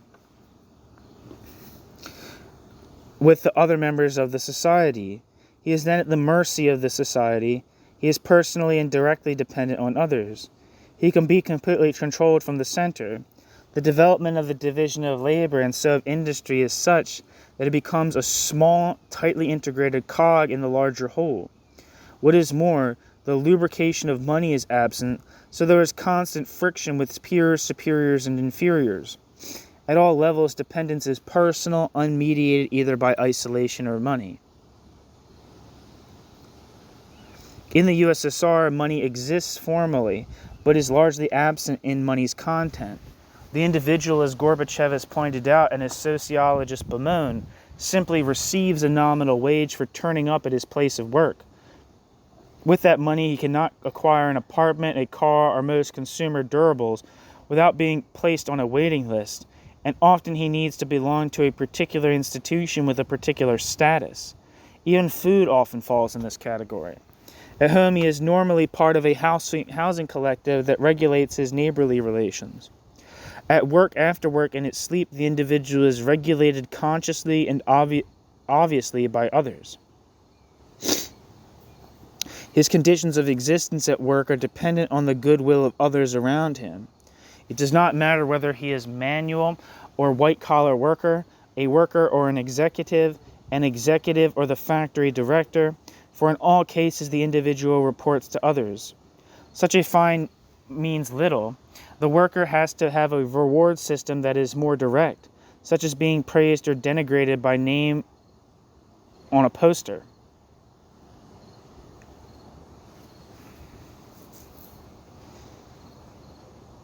Not only his hierarchic, but his geographic movement is controlled, and he has to have a series of documents to permit this personal... Sure, I'll have one, yeah. Is there enough for me to have a whole one? Yeah. I'll have a whole one. I'm not gonna eat it with the bun though. I'm on a diet. I don't know how you eat sausage on a diet, but you know.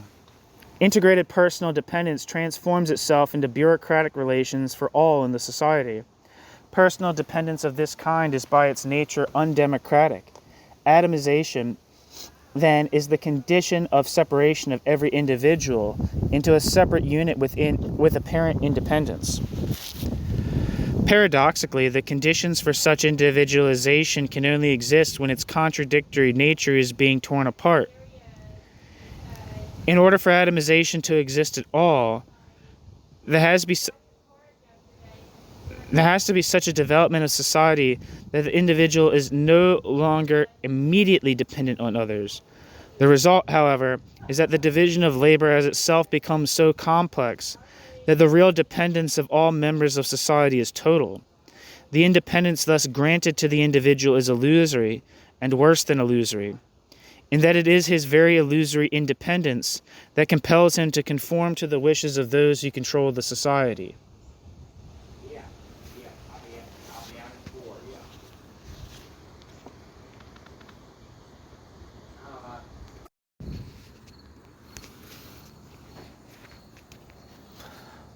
So I am right, after all, that it is Robert Lye, not Robert Lay. New section. Atomization and the social group. The difference in social group between those in the elite and those in lower social positions is crucial in understanding the nature of atomization in the USSR. At one level, as Sergei Khrushchev's account of his father's downfall shows, every member of the elite, including the most powerful, is subject to the secret police, either on its own or in the interest of a particular faction. So great is the atomization that Nikita Khrushchev clearly was unable to confide in his own son, although the latter was acting in his father's interests.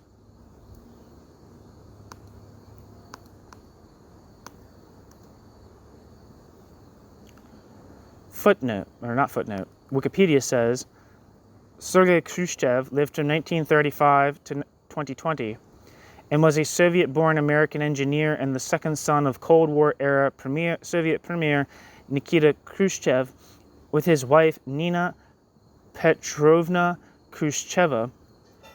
Sergei Khrushchev moved to the United States in 1991 and became a naturalized American citizen. Sergei Khrushchev was a jury member of the Rainer Hildebrandt International Human Rights Award.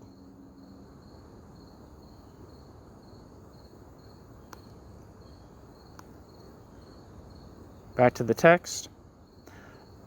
Anastas Mikoyan took pains to mention in his notes on the meeting to plan the overthrow of Khrushchev that he considered the plotters honest and good party men.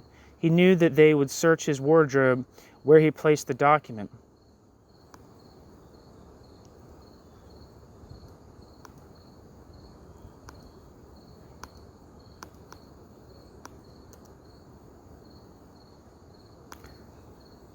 According to Wikipedia, Anastas Ivanovich Mikoyan lived from 1895 to 1978, was a Soviet politician and Bolshevik revolutionary who served as the chairman of the Presidium of the Supreme Soviet, the head of state of the Soviet Union, a member of the Communist Party's Central Committee from 1923. He was the only Soviet figure who managed to remain at the highest levels of power from the days of Lenin through the eras of Stalin and Khrushchev and to his retirement under Brezhnev.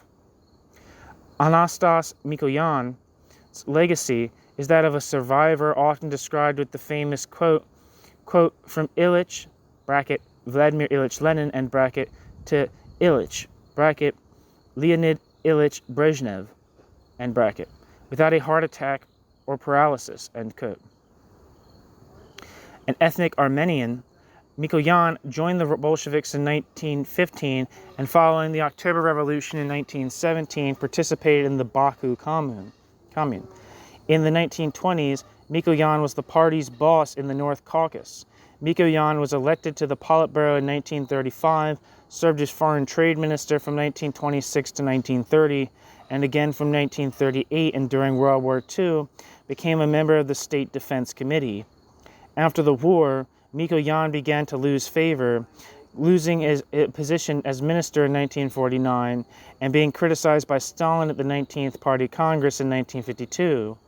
Following Stalin's death, Anastas Mikoyan sided with Khrushchev in the power struggle, supported Khrushchev against a failed coup in 1957, and took a leading role in crafting his de-Stalinization policy. Under Khrushchev, Mikoyan played an important role in Soviet foreign policy, making several key trips to the United States and Communist Cuba. Anastas Mikoyan acquired an important stature on the international diplomatic scene, especially with his skill in exercising soft power to further Soviet interests. In 1964, Khrushchev was forced to step down in a coup that brought Brezhnev to power. Mikoyan briefly served as chairman of the Presidium of the Supreme Soviet, the nominal head of state, from 1964 until his forced retirement in 1965.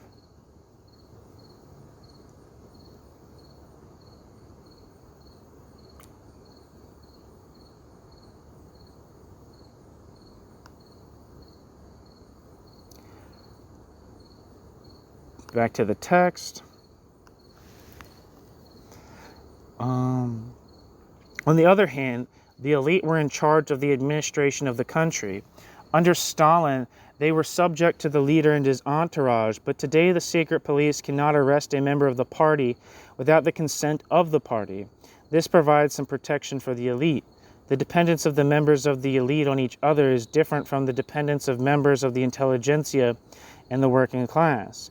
In the end, the reason for the dependence of the elite is their inability to control the surplus product more than partially. Their constant failure to ensure that their will is carried out leads to continual changes and so ensures their insecurity. Under Stalin, the purgers performed the function of maintaining control and acted as an alternative to real change in the social system. Stalin was attempting to have his will obeyed by destroying those apparently incapable of fulfilling orders. Stalin's successors have had to find alternatives to the purges. They reform the society and the system and shift members of the elite and the intelligentsia around or dismiss them from their positions without murdering them. The failure of the system, therefore, makes for the insecurity of the elite.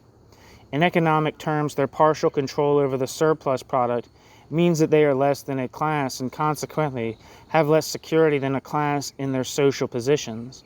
Nonetheless, since they do possess command over others, they have a limited degree of independence, at least in relation to their inferiors. The failure of the elite to establish themselves on a viable basis means that they are eternally atomized in a more competitive environment than under capitalism. At least in the market, the individual capitalist does not risk jail and loss of life, or at least way of life. Of course, he may go to jail for fraud, embezzlement, or other crimes, but jail is not an everyday penalty for failure. In the USSR under Stalin, the penalty for members of the elite who failed was death. Since Stalin, the penalties have been loss of job, disgrace, demotion to a lower social group, and jail in the case of corruption. All this was masked for a time by the immobilism under Brezhnev. Individuals in the elite are therefore competitive individualized, and worried about their position. Members of the intelligentsia are in a different position. Although they may have a degree of control over others, they are not in control of the administration. As a result, they are the subject of the changes and purges without ever knowing why the changes themselves take place. They are completely insecure. This is what Gorbachev has attempted to change. It might appear as if concessions on freedom of speech or glasnost are changes of an essential kind that affect all equally. This is not true in the context of the USSR for two reasons. In the first place, the USSR has proved that it is possible to give freedom of speech to the intelligentsia, but not to the workers, since the workers cannot organize genuinely independent trade unions.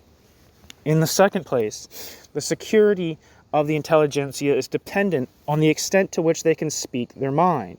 It is obvious that a poet or writer who is able to write as he wants without penalty will be more secure than he was in the pre-Gorbachev period. It is not quite so obvious that the same is true of the engineer or doctor. Yet the doctor who wants to undertake new forms of treatment of a patient would find that he could not speak out easily in favor of change. Mutatis mutandis, the same is true of the engineer.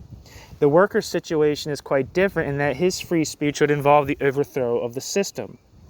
He wants genuine elections of the management of enterprises, from the planners down to the individual directors of plants. The worker wants independent trade unions and the realization of Lenin's view that the salary of the skilled worker should be the maximum paid to anyone.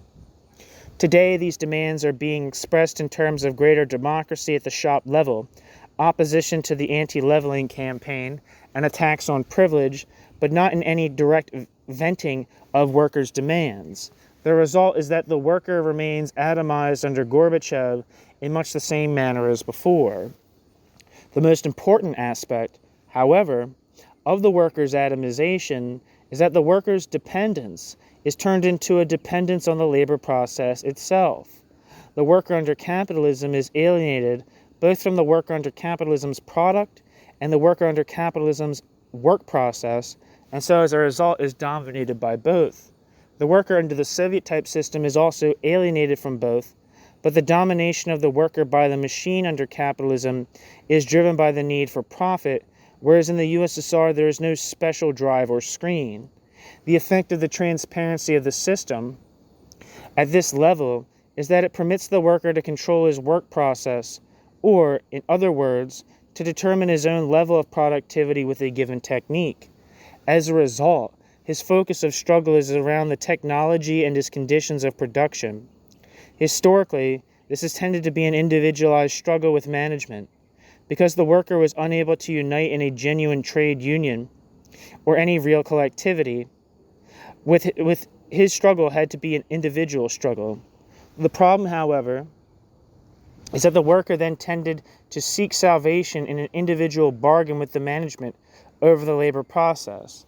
The fact that the bargain is largely tacit does not alter the fact that the worker related to management in this atomized way and consequently became dependent on a new social relationship. Management has colluded with workers in maintaining a low level of productivity, largely because that was the only way they could ensure some steady level of production. The system accepted it, however, unconsciously, because this provided a stability that would not otherwise be there. The stability is based then on the worker accepting his individual and particular relation to his labor process, and so to management. As the individual worker is also controlled through a series of bureaucratic police forms, the individual worker becomes dependent on those to whom he relates in his labor process. In this case, however, the dependence is mutual. It is this very power that the worker possesses to limit production that has been used by the system to control the worker and atomize the worker, since the worker appears to have achieved his own personal bargain.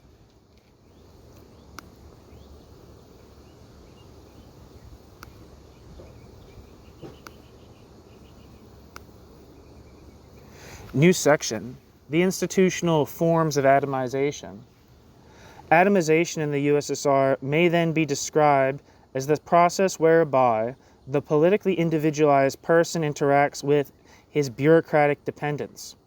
The institutions that maintain the political individualization are the KGB, the police system of passport controls, the apparatus of labor management, which includes the labor books and personal files, the militarization of the economy, and the control over the means of communication in all its forms. The bureaucratic dependence is a consequence of an organized system using nationalization without any form of social control. In other words, it results from a particular system of exploitation in which the elite extract a surplus product from the workers, but in a form over which they, the elite, have only limited control. In a sense, his book is really about this whole question of bureaucratic dependence placed in a political economic context. We will return to this question below. We now turn to the institutions of political individualization. In the first instance, it is necessary to return to the discussion of the Soviet secret police, now called the Committee for State Security, or KGB, as opposed to its earlier incarnations as the People's Commissariat for Internal Affairs, or NKVD, the Unified State Political Administration, OGPU, and the Extraordinary Commission for the Suppression of Counter-Revolution, Cheka. Footnote. See Amy Knight's The KGB, Police and Politics in the Soviet Union, published in 1988. Amy Knight argues that the KGB is sophisticated, well-educated, intelligent, and well-behaved. The KGB is familiar with the literature, goals, and methods of the dissidents. Descriptions of the nature of the KGB's internal operations are limited. Chapter 5 of John Barron's KGB, The Secret Work of Soviet Secret Agents, published in 1974, provides a semi-descriptive, semi-anecdotal account. See Nicholas Garland's essay, Emerging from Stalin's Shadow, published with The Independent, 15th of July, 1989. Maybe article is better than essay. It's a better word to use, but just wanted to demonstrate that it was not a book. End footnote. The division that deals with espionage is another matter and does not concern us here. As far as can be ascertained, the numbers of people employed in the KGB amount to hundreds of thousands, as opposed to the few thousand that are usual in most police states. Until Gorbachev, the tasks of the KGB included prevention of any kind of Until Gorbachev, the tasks of the KGB included prevention of any demonstrations, deterring the formation of any group, surveillance of all kinds, and information gathering on the state of public opinion. In principle, everyone was watched, nor was the KGB unsuccessful in its tasks. There were few, if any, public demonstrations. Groups were quickly broken up. Strikes and mass stay-at-homes were relatively rare. And when they did occur, they were dealt with quickly. Censorship was effective at all levels. For the above purposes, the secret police has maintained a presence in all enterprises and institutions. It needed to know of and deal with any individual who is dissident. Dissidence includes differences with the local administration of the enterprise, institution, or region of the USSR, and hence may not imply any real political disagreement. The effect, of course, is that the KGB is penetrated to the heart of the society. We can distinguish 4 broad periods of the KGB's activity since Stalin became the Soviet leader. During the early transitional period, until the 17th Party Congress in Stalin's murder of Kirov in 1934, the KGB was largely a Stalinist political police with considerable, though limited, powers.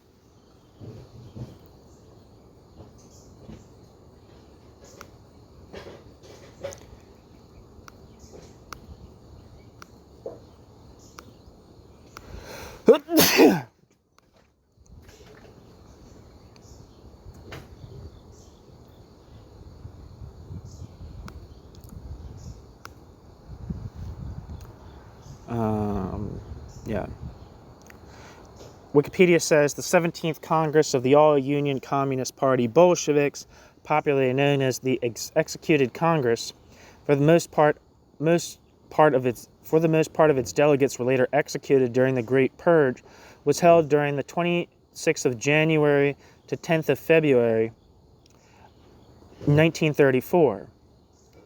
The Congress was attended by 1,225 delegates with a casting vote and 736 delegates with a consultative vote, representing 1,872,488 party members and 935,298 candidate members.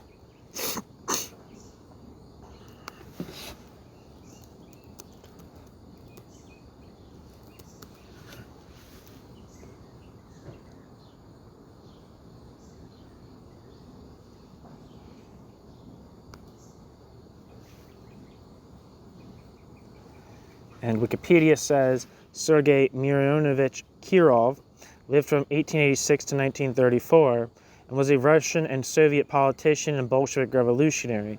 Sergei Kirov was an early revolutionary in the Russian Empire and a member of the Bolshevik faction of the Russian Social Democratic Labor Party. Kirov became an old Bolshevik and personal friend to Joseph Stalin, rising through the Communist Party of the Soviet Union ranks to become head of the party in Leningrad and a member of the Politburo. On the 1st of December 1934, Kirov was shot and killed by Leonid Nikolaev at his office in the Smolny Institute. Nikolaev and several alleged accomplices were convicted in a show trial and executed less than 30 days later. Kirov's assassination was used by Stalin as a reason for starting the Moscow trials and the Great Purge.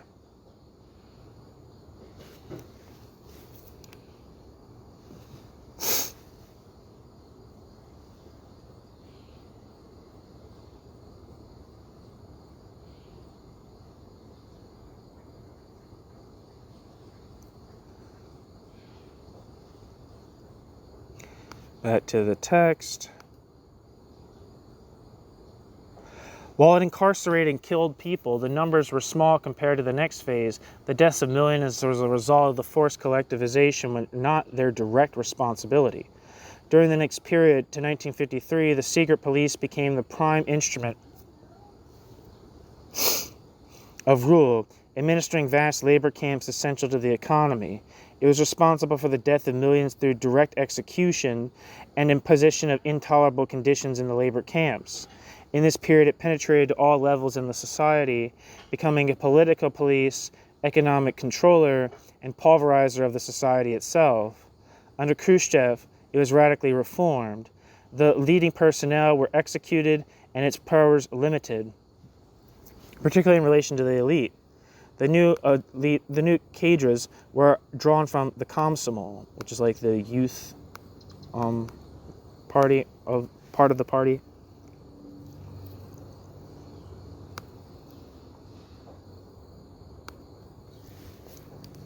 And Wikipedia says Komsomol, or the All-Union Leninist Young Communist League, usually known as Komsomol, was a political youth organization in the Soviet Union.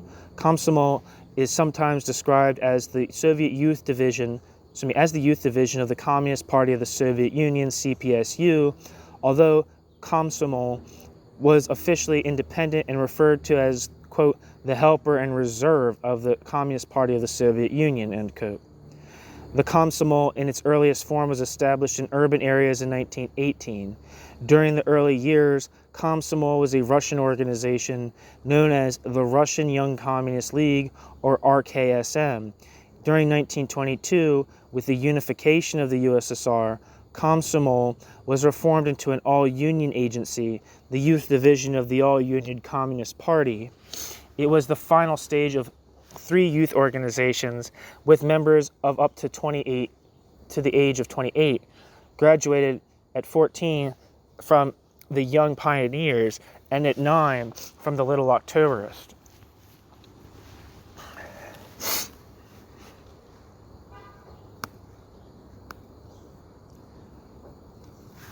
Look to the text.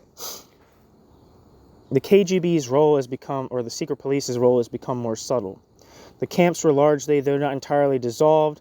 Its role became one of maintaining order in an inherently unstable society. While imprisonment and killing were still employed, its prime penalties were bureaucratic. It could arrange for an individual to be deported from one town to another, to lose his job or his housing, and even for academics to lose their titles and degrees. What the state has conferred, it can remove. Physicians who objected to the political use of mental hospitals were themselves declared insane. The power of the KGB was and still remains affirmative as well as negative.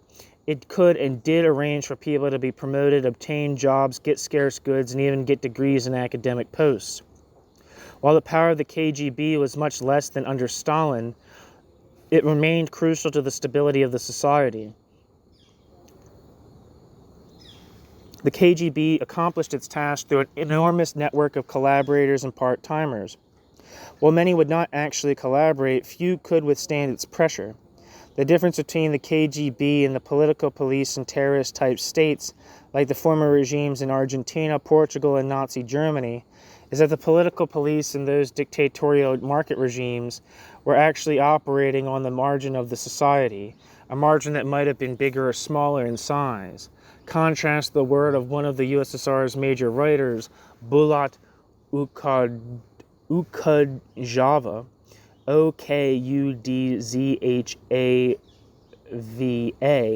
quote, "The secret police became a way of life among us," end quote.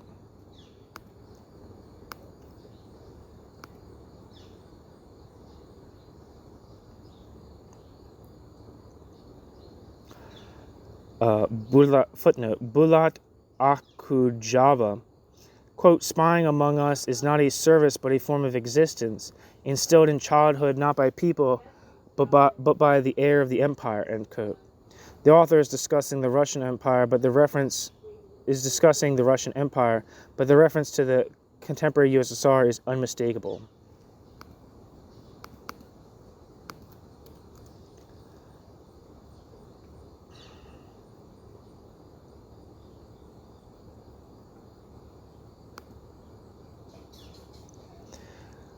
Wikipedia says Bulat Okudjava was a Soviet and Russian poet who lived from 1924 to 1997. He was also a writer, musician, novelist, and singer-songwriter of Georgian Armenian ancestry.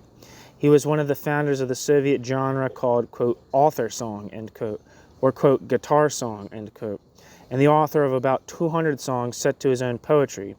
His songs are a mixture of Russian poetic and folk song traditions and the French chansonnier style, represented by such contemporaries of Okudjava as Georges Brassens.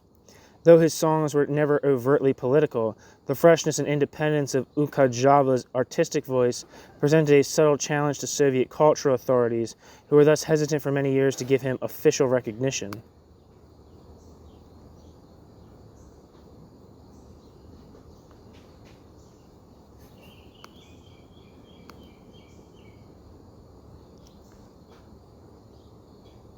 Back to the text. In addition to its own members, the KGB has thousands, if not millions, of informers. KGB head Vladimir Kryuchkov prefers to call them, quote, helpers, end quote.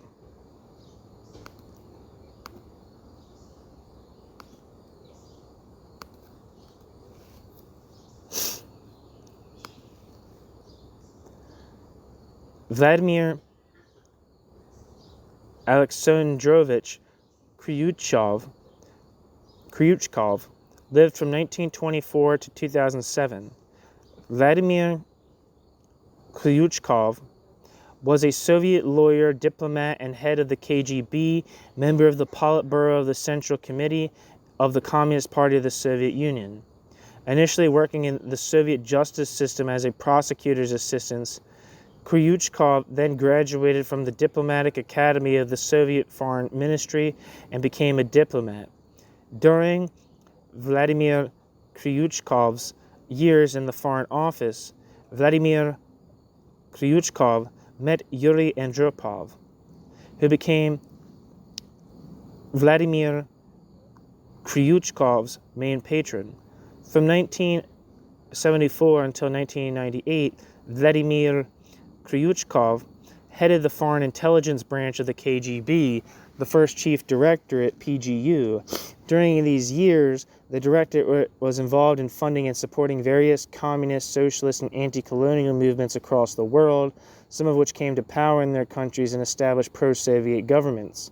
In addition, under Kryuchkov's leadership, the directorate had major triumphs in penetrating Western intelligence agencies, acquiring valuable scientific and technical intelligence, and perfecting the techniques of disinformation and active measures. At the same time, during Vladimir Kryuchkov's tenure, the directorate became plagued with defectors and had the major responsibility for encouraging the Soviet government to invade Afghanistan, and its ability to influence Western European communist parties diminished even further.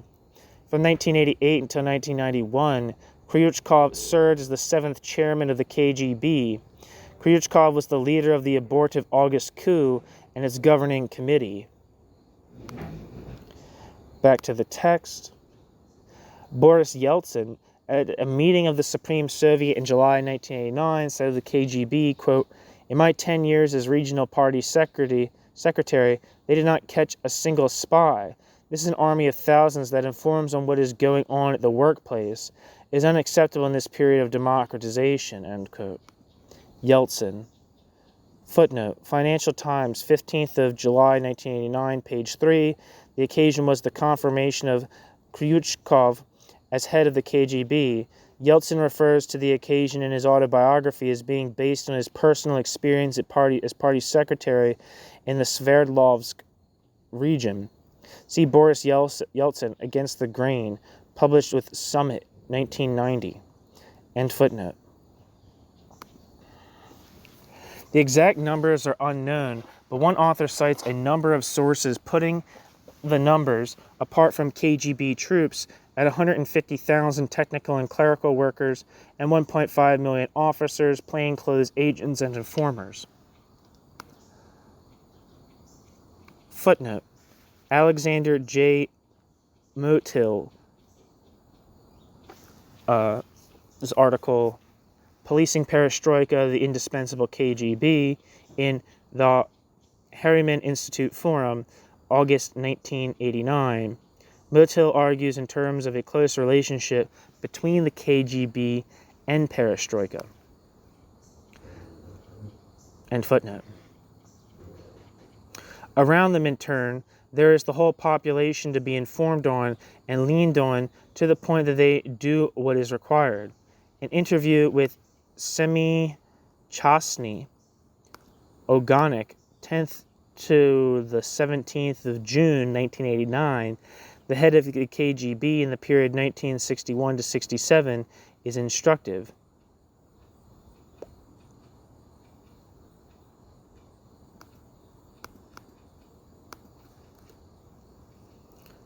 According to Wikipedia, come on.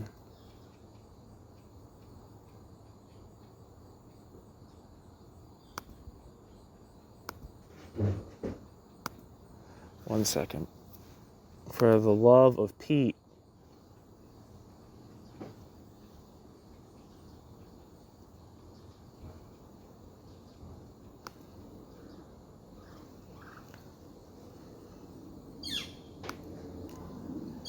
According to Wikipedia, Vladimir Semi-Chasny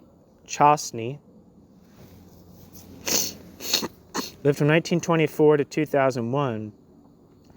Vladimir Semi-Chasny was a Soviet politician who served as chairman of the KGB from November 1961 to May 1967, a protege of Alexander Shelepin. Vladimir Semi-Chasny rose through the ranks of the Communist Youth League, Komsomol.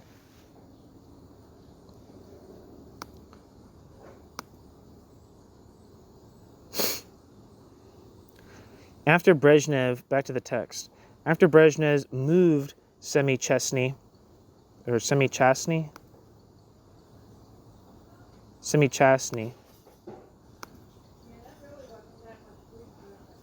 given a series of minor posts. Semi-Chasny's bitterness allowed him to reveal more than he might have otherwise done. The interviewer skillfully drew out the enormous power the KGB possessed under both Khrushchev and Brezhnev. Semi-Chastny tells how the Central Committee would demand information on the reactions of the population to the Central Committee's decisions. Information gathering and reporting has been the function of Russian security services for centuries. The central role of the KGB is displacing Khrushchev. The central role of the KGB in displacing Khrushchev is also made clear. So too is its function in enforcing decisions on censorship, as in the cases of Pasternak, who I think wrote Dr. Zhivago, Daniel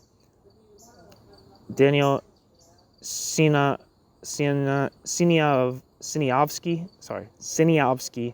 and Solzhenitsyn, and others. Semi-Chastny expresses the view that the role of the KGB ought to be prophylactic rather than punitive.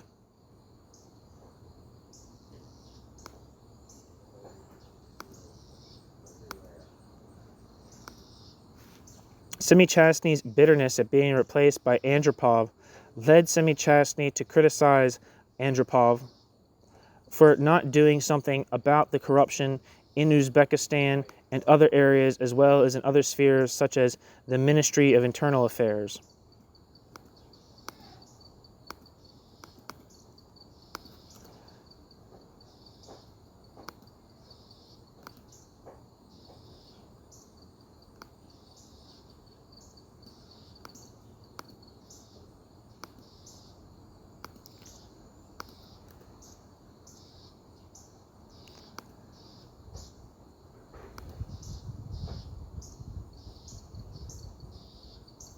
According to Wikipedia, Yuri Andropov lived from 1914 to 1984, was a Soviet politician who was the sixth leader of the Soviet Union and the fourth general secretary of the Communist Party of the Soviet Union, taking office in late 1982 and serving until his death in 1984.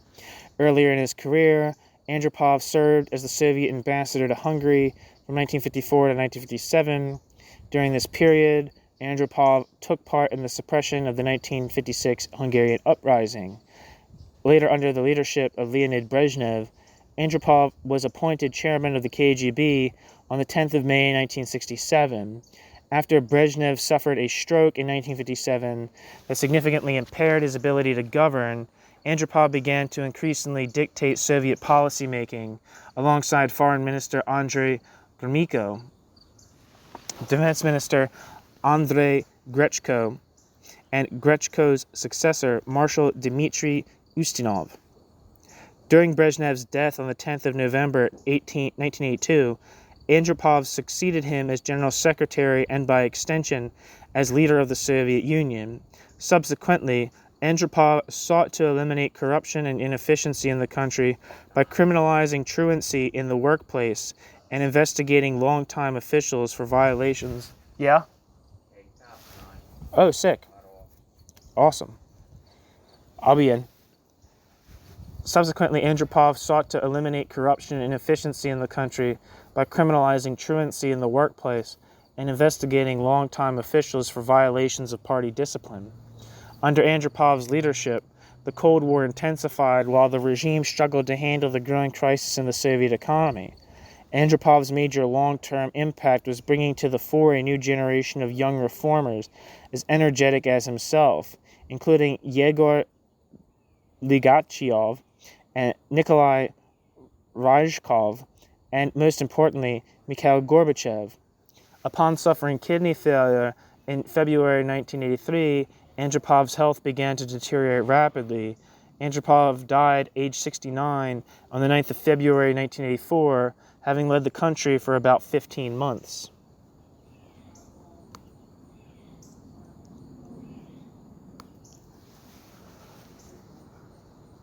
And according to Wikipedia, the Ministry of Internal Affairs of the Russian Federation, or MVD, is the Interior Ministry of Russia. Was this like the...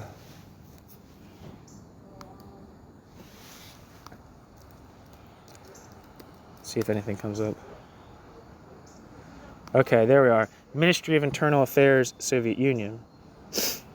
The Ministry of Internal Affairs of the USSR, MVD, was the Interior Ministry of the Soviet Union from 1946 to 1991. The MVD was established as a successor to the NKVD during reform of the People's Commissariat into the ministries of the Soviet Union in 1946. The MVD did not include agencies concerned with secret policing, unlike the NKVD, with the function being assigned to the Ministry of State Security, MGB. The MVD and MGB were briefly merged into a single ministry from March 1953 until the MGB was split off as the Committee for State Security, KGB, in March 1954. The MVD was headed by the Minister of Interior and responsible for many internal services in the Soviet Union, such as law enforcement and prisons, the internal troops, traffic safety, the Gulag system, and the internal migration system. MVD was dissolved upon the dissolution of the Soviet Union in December 1991 and succeeded by its branches in the post-Soviet states.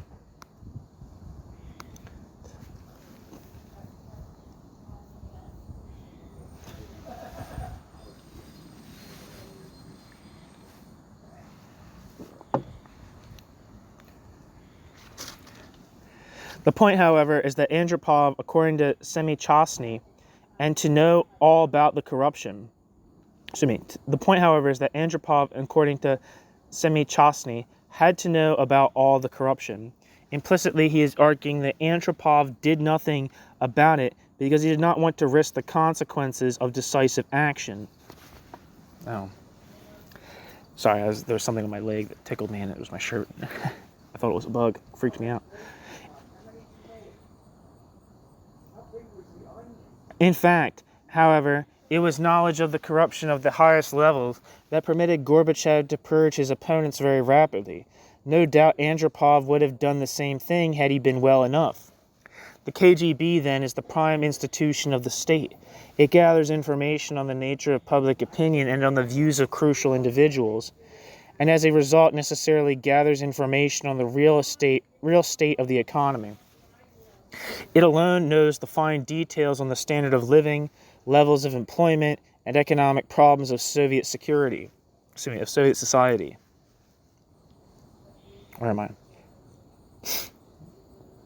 The KGB then is the prime institution of the state. The KGB gathers information on the nature of public opinion and the views of crucial individuals, and as a result necessarily gathers information on the real state of the economy. The KGB alone knows the fine details on the standard of living, levels of employment, and economic problems of Soviet society. The KGB needs the information not only to report to the Politburo, but more importantly, to understand and predict the troubles that will arise in Soviet society.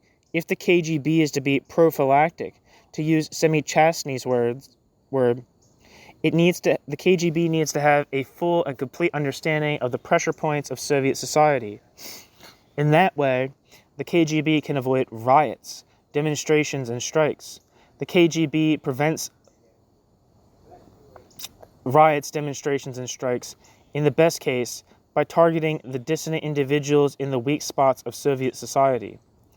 Of course, the contradiction within the function of the KGB is that the KGB's very omnipotence stands against the KGB's role in the state. Knowing the problems of Soviet society, its functionaries come to understand that only a change in social relations will deal with the problems that they are suppressing.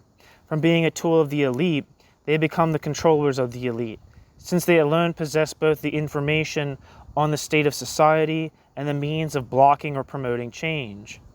From being the zombie-like creatures of an elite in formation, the KGB become the elite's platonic guardians. It's a reference to Plato's Republic. I'm going to look it up to see if there's anything that just pops up right away if I put it in Google.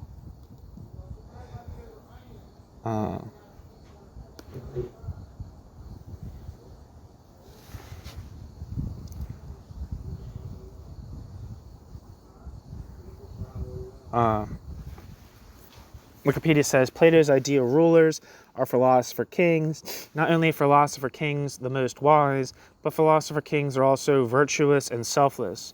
To combat corruption, Plato's Socrates suggests that the rulers would live simply and communally, Contrary to societal values at the time, Socrates suggests that sex should not be a factor in deciding who should rule, so women as well as men can rule.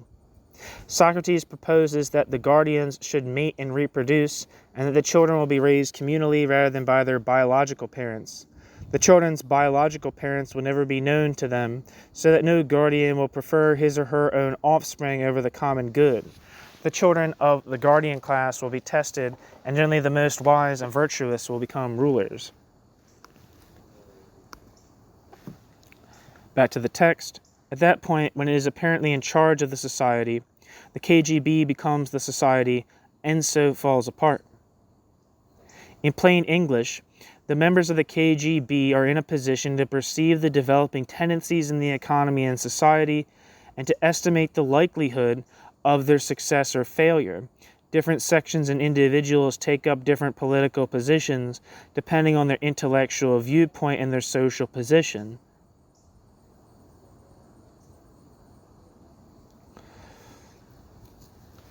Such differentiation automatically follows once the society is seen to be falling apart. Either the KGB increases repression, or the KGB attempts to find a solution to the problems of the society. If repression, however, has not yet succeeded in maintaining the stability of a society that has passed through an era of concentration camps and continues to be under firm control, then it can never work. The KGB, in other words, knows that it cannot put a disintegrating society back together again. Semi-Chastny himself appears to have taken a hands-off approach. The modern task of the KGB has become one of assisting the orderly transition to a market economy. The KGB is the only institution in the society capable of overseeing such a transition, as it possesses both the knowledge of the failures of the economy and the apparatus to prevent disorder. If its function hitherto had been to infiltrate and break up groups, its new duty becomes one of entering and directing new groups.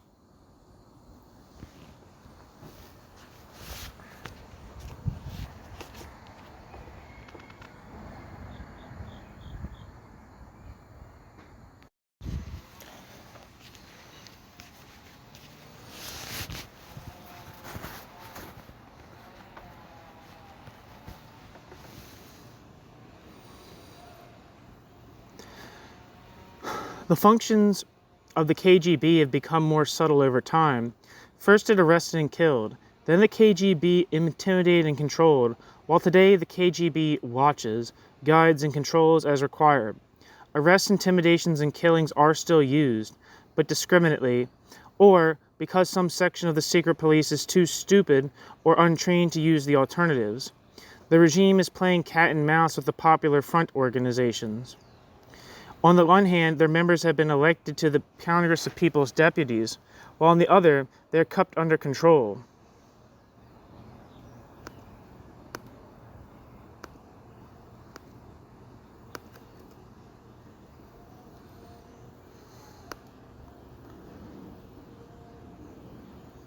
Wikipedia says the Congress of People's Deputies of the Soviet Union was the highest body of state authority of the Soviet Union from 1989 to 1991. Back to the text.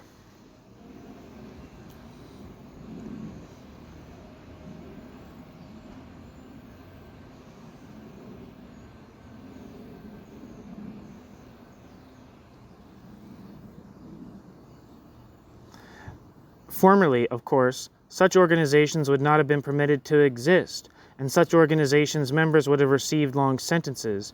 Even a leader of the opposition, such as Yeltsin, was delayed in receiving an external passport, and then received that external passport only an hour before Yeltsin's plane left for New York in September 1989. This is the situation under Gorbachev.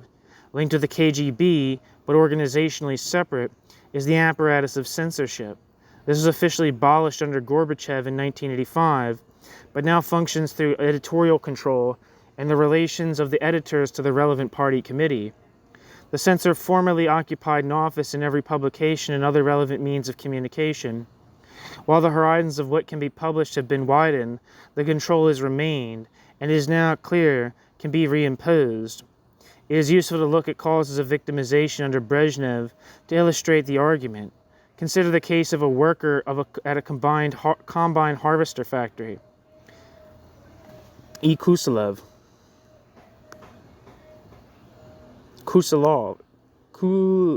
I fucking brutalized that. Kuleshov.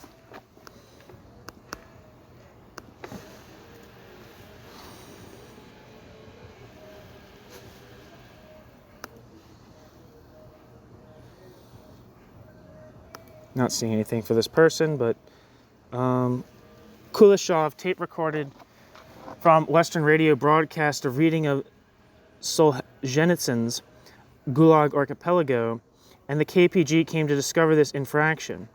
In the course of 1977 to 78, Kuleshov was interrogated by the KGB, as was his foreman Slinkov, who had kept the tapes. Quote, Slinkov, end quote, according to an Amnesty International account, was asked about Kuleshov's acquaintances and sphere of interests, whether Kuleshov was thinking of writing a book, whether Kuleshov intended to campaign against the existing system, and even what Kuleshov's view of Brezhnev was, end quote.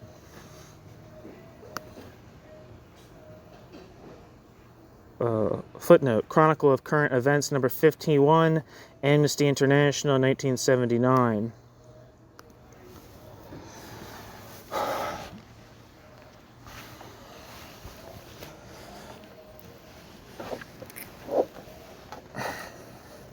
Although threatened, Slinkov refused to give evidence against Kuleshov. On the other hand, a student, Cherno Pyatov, through whom Kuleshov was discovered, although he was not the original informer, denounced Kuleshov and gave the names of other individuals who had helped him photograph another of Solzhenitsyn's works. Cherno Pyatov graduated successfully from the university. Kuleshov and Slinkov were cautioned after interrogation. This case illustrates the control over all literature, whether published inside or outside the USSR, and the apparently amazing ability of the KGB to discover tape recordings of such literature. The process of punishment and reward is also delineated. The student did not hold out, whereas the ordinary workers did. Finally, no one was imprisoned. Cautions were handed out. In contrast, during the Gorbachev period, jamming of Western radio broadcasts has ceased. Some of Solzhenitsyn's work has appeared in print, and more is promised. The KGB searches for literature no longer have the same point. Connected with censorship in its function, though not in its operation, is the surveillance of the population through internal means of communication. When letters can be opened, phones tapped, and all public forms of communication are controlled, the citizen is at the mercy of the state for information and contact with other members of the society. Footnote. This was graphically illustrated in the trial of Buznikov for criticizing the system in the USSR in 1978. A letter which he wrote to Sakharov was cited against him, although the letter never reached Sakharov. The first department of the Physics Institute of the Academy of Sciences handed it over to the KGB. The first department of all institutions is the local representative of the KGB. End footnote. The difference between the USSR and other societies has been the global nature of the control. Thus, one writer speaks of 70,000 censors under Brezhnev. This form of surveillance of the population operates on a far greater scale than in any other nation.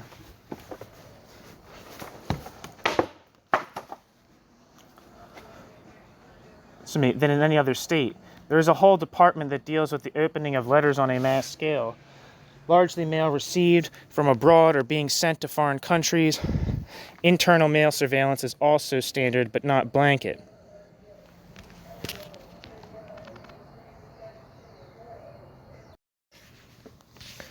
Footnote, see Knight, the KGB, pages 183 to 220. And footnote.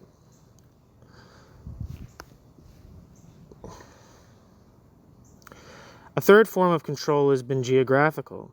The internal passport has meant that peasants peasants were enfranchised in 1977 had no right to leave the village without permission.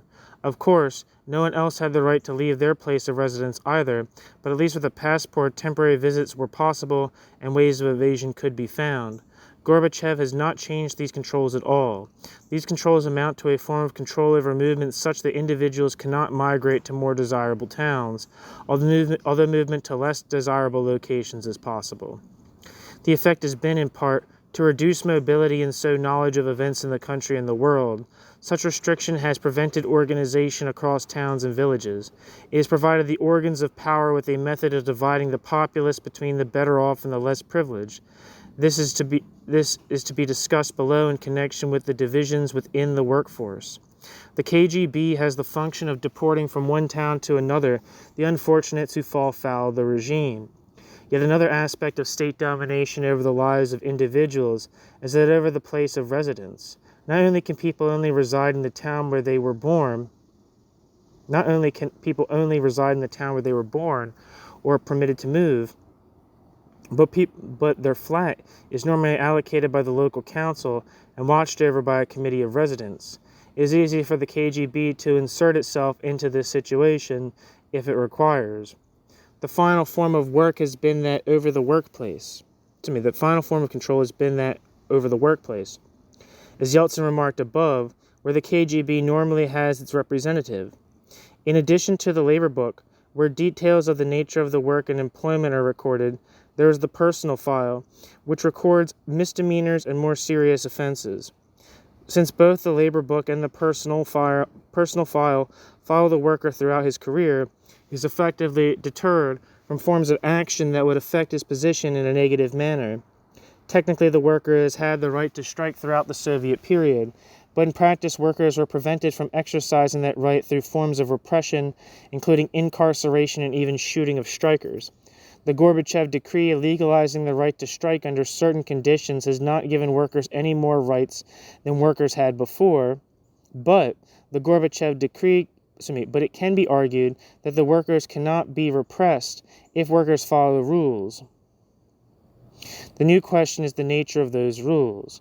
There are additional forces at work that tighten the dependence and so the power of the state.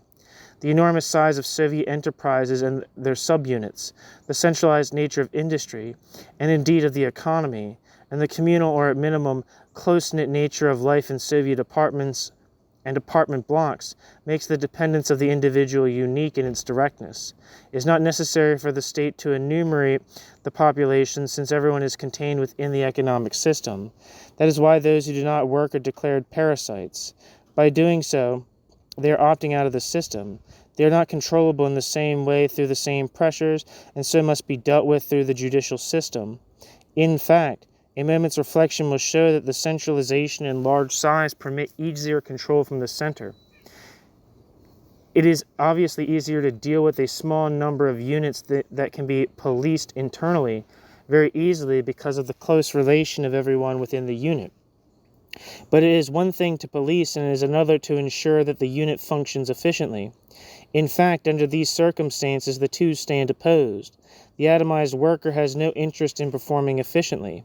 The efficient worker finds the dependence and police control a hindrance to his activity. The instability of the Soviet elite led them to choose their own survival above efficiency. Today, the slogan of the Gorbachev regime is one of decentralization while maintaining some level of centralization. In other words, it wants efficiency without losing control. It is trying to square the circle. The control over communication, whether of the mass media or over individual relations, combined with control over horizontal movement, has given the state unprecedented power. When this is added to the control within the workplace and over the place of residence, there is ample scope for the KGB to exert its influence. The form of bureaucratic dependence both at work and at home thus permits the state to exert almost total control. This can be relaxed or tightened as circumstances permit. The point, however, is that the KGB and the associated state forms derive their power from this bureaucratic dependence, which in turn signifies that Gorbachev will only remove the power of the KGB when Gorbachev either democratizes himself out of power or goes over to private enterprise.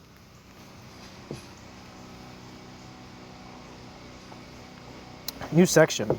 The contradictions of atomization. The atomization of the Soviet population has its own limits. The worker will necessarily work at his own pace and far less efficiently than if he related in a more socially integrated manner. Inefficiency cannot be sustained forever. Unreliable and poor quality goods can be produced for some time under definite conditions. This is discussed below in the section on political economy, where the reasons for decreasing tolerance of inefficiency are adduced. The individualization of the population has its counterpart in the individualization of the units of the economic system. Organizational dependence is the other side of the individualized activity of each part of the system. In other words, each enterprise and its structural unit strives to establish its own autonomy, even autarky, within the system.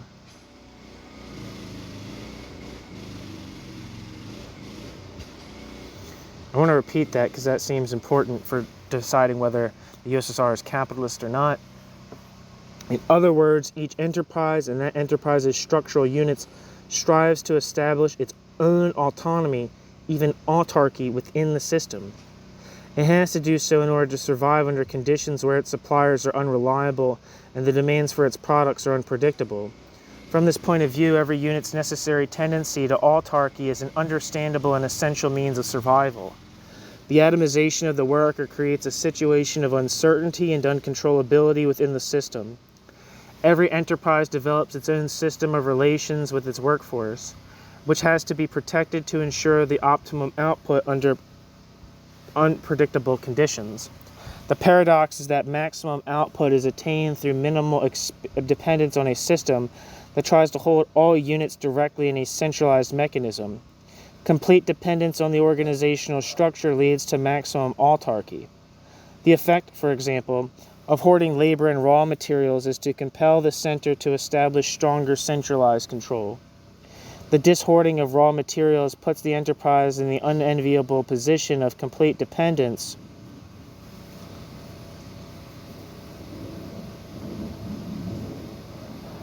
The dishoarding of raw materials puts the enterprise in the unenviable position of complete dependence on unreliable suppliers, which creates greater pressure on the center to control the suppliers. They in turn demand more investment or supplies from the center, which is compelled to seek methods of maintaining stability at a central level. This requires the establishment of autarkic units at a ministerial or trust level. The center therefore retreats when faced with potential disruption by creating further autarkic units. The cost of such atomized units are obvious, but the price is paid in order to maintain stability. The ultimate cost of such stability is low to negative growth. As with the increased inefficiency brought about by individual atomization, the autarky of the unit can only be tolerated as long as the economy can supply the units. In principle, here too there is a limit. The economic limits of atomization are supplemented by social limits. The relative independence of units creates friction between the units and the center. Hence, anti-Moscow antagonism becomes endemic in the system at all levels. Because their independence is based on a real dependence, the units unnecessarily attempt to establish not just an economically autarkic regime, but a social cocoon as well. Patronage, nepotism, and so-called corruption, all of which have been revealed and condemned by Gorbachev, become endemic. Most obvious in the peripheral republics such as Uzbekistan, where a clan-like network was running the republic. It is in fact a feature of the society at all levels. In an unpredictable and brutal society, personal dependents or relatives are more reliable than those who are unknown. Every unit, therefore, opposes the center, fearful that its working relations will be disrupted. The natural tendency to disintegration is then countered by the center deliberately reorganizing the center's relations with the center's units from time to time. At a certain point, this reorganization becomes counterproductive. The point was reached under Khrushchev and formed the basis of the so-called stagnation under Brezhnev. Under Brezhnev, paradoxically, the different units remained quiescent because they were mindful of the alternative, which operated under the previous rulers. Once such an alternative was ruled out, however, and moreover decentralization was embraced, under Gorbachev, the only result could be direct disintegration. As an alternative to commodity fetishism, atomization is most particularly inferior in that the system is transparently unequal and exploitative. It's quite obvious to all that an elite both rules and has privileges. As a result, the elite has to hide both. No one is deceived, but it is hard to prove privilege when someone like Ligachev will state, as he did at the 19th Party Conference, that party officials are not better off than anyone else. The transparency of the system makes for a vast inchoate demand for equality, to which the elite today keeps responding. Time after time, Gorbachev and his minions rail against so-called leveling and those who support it. At the June 1989 Congress of People's Deputies session, Gorbachev defended the right of the apparatus to have dachas, which are like private vacation homes. He was accused himself of having one, and he replied that some people had such a right, but not very many. It is to be noted that the demand is not for the abolition of a class or the overthrow of a group. It is for an egalitarian society. That's the end of this chapter. Thanks for listening.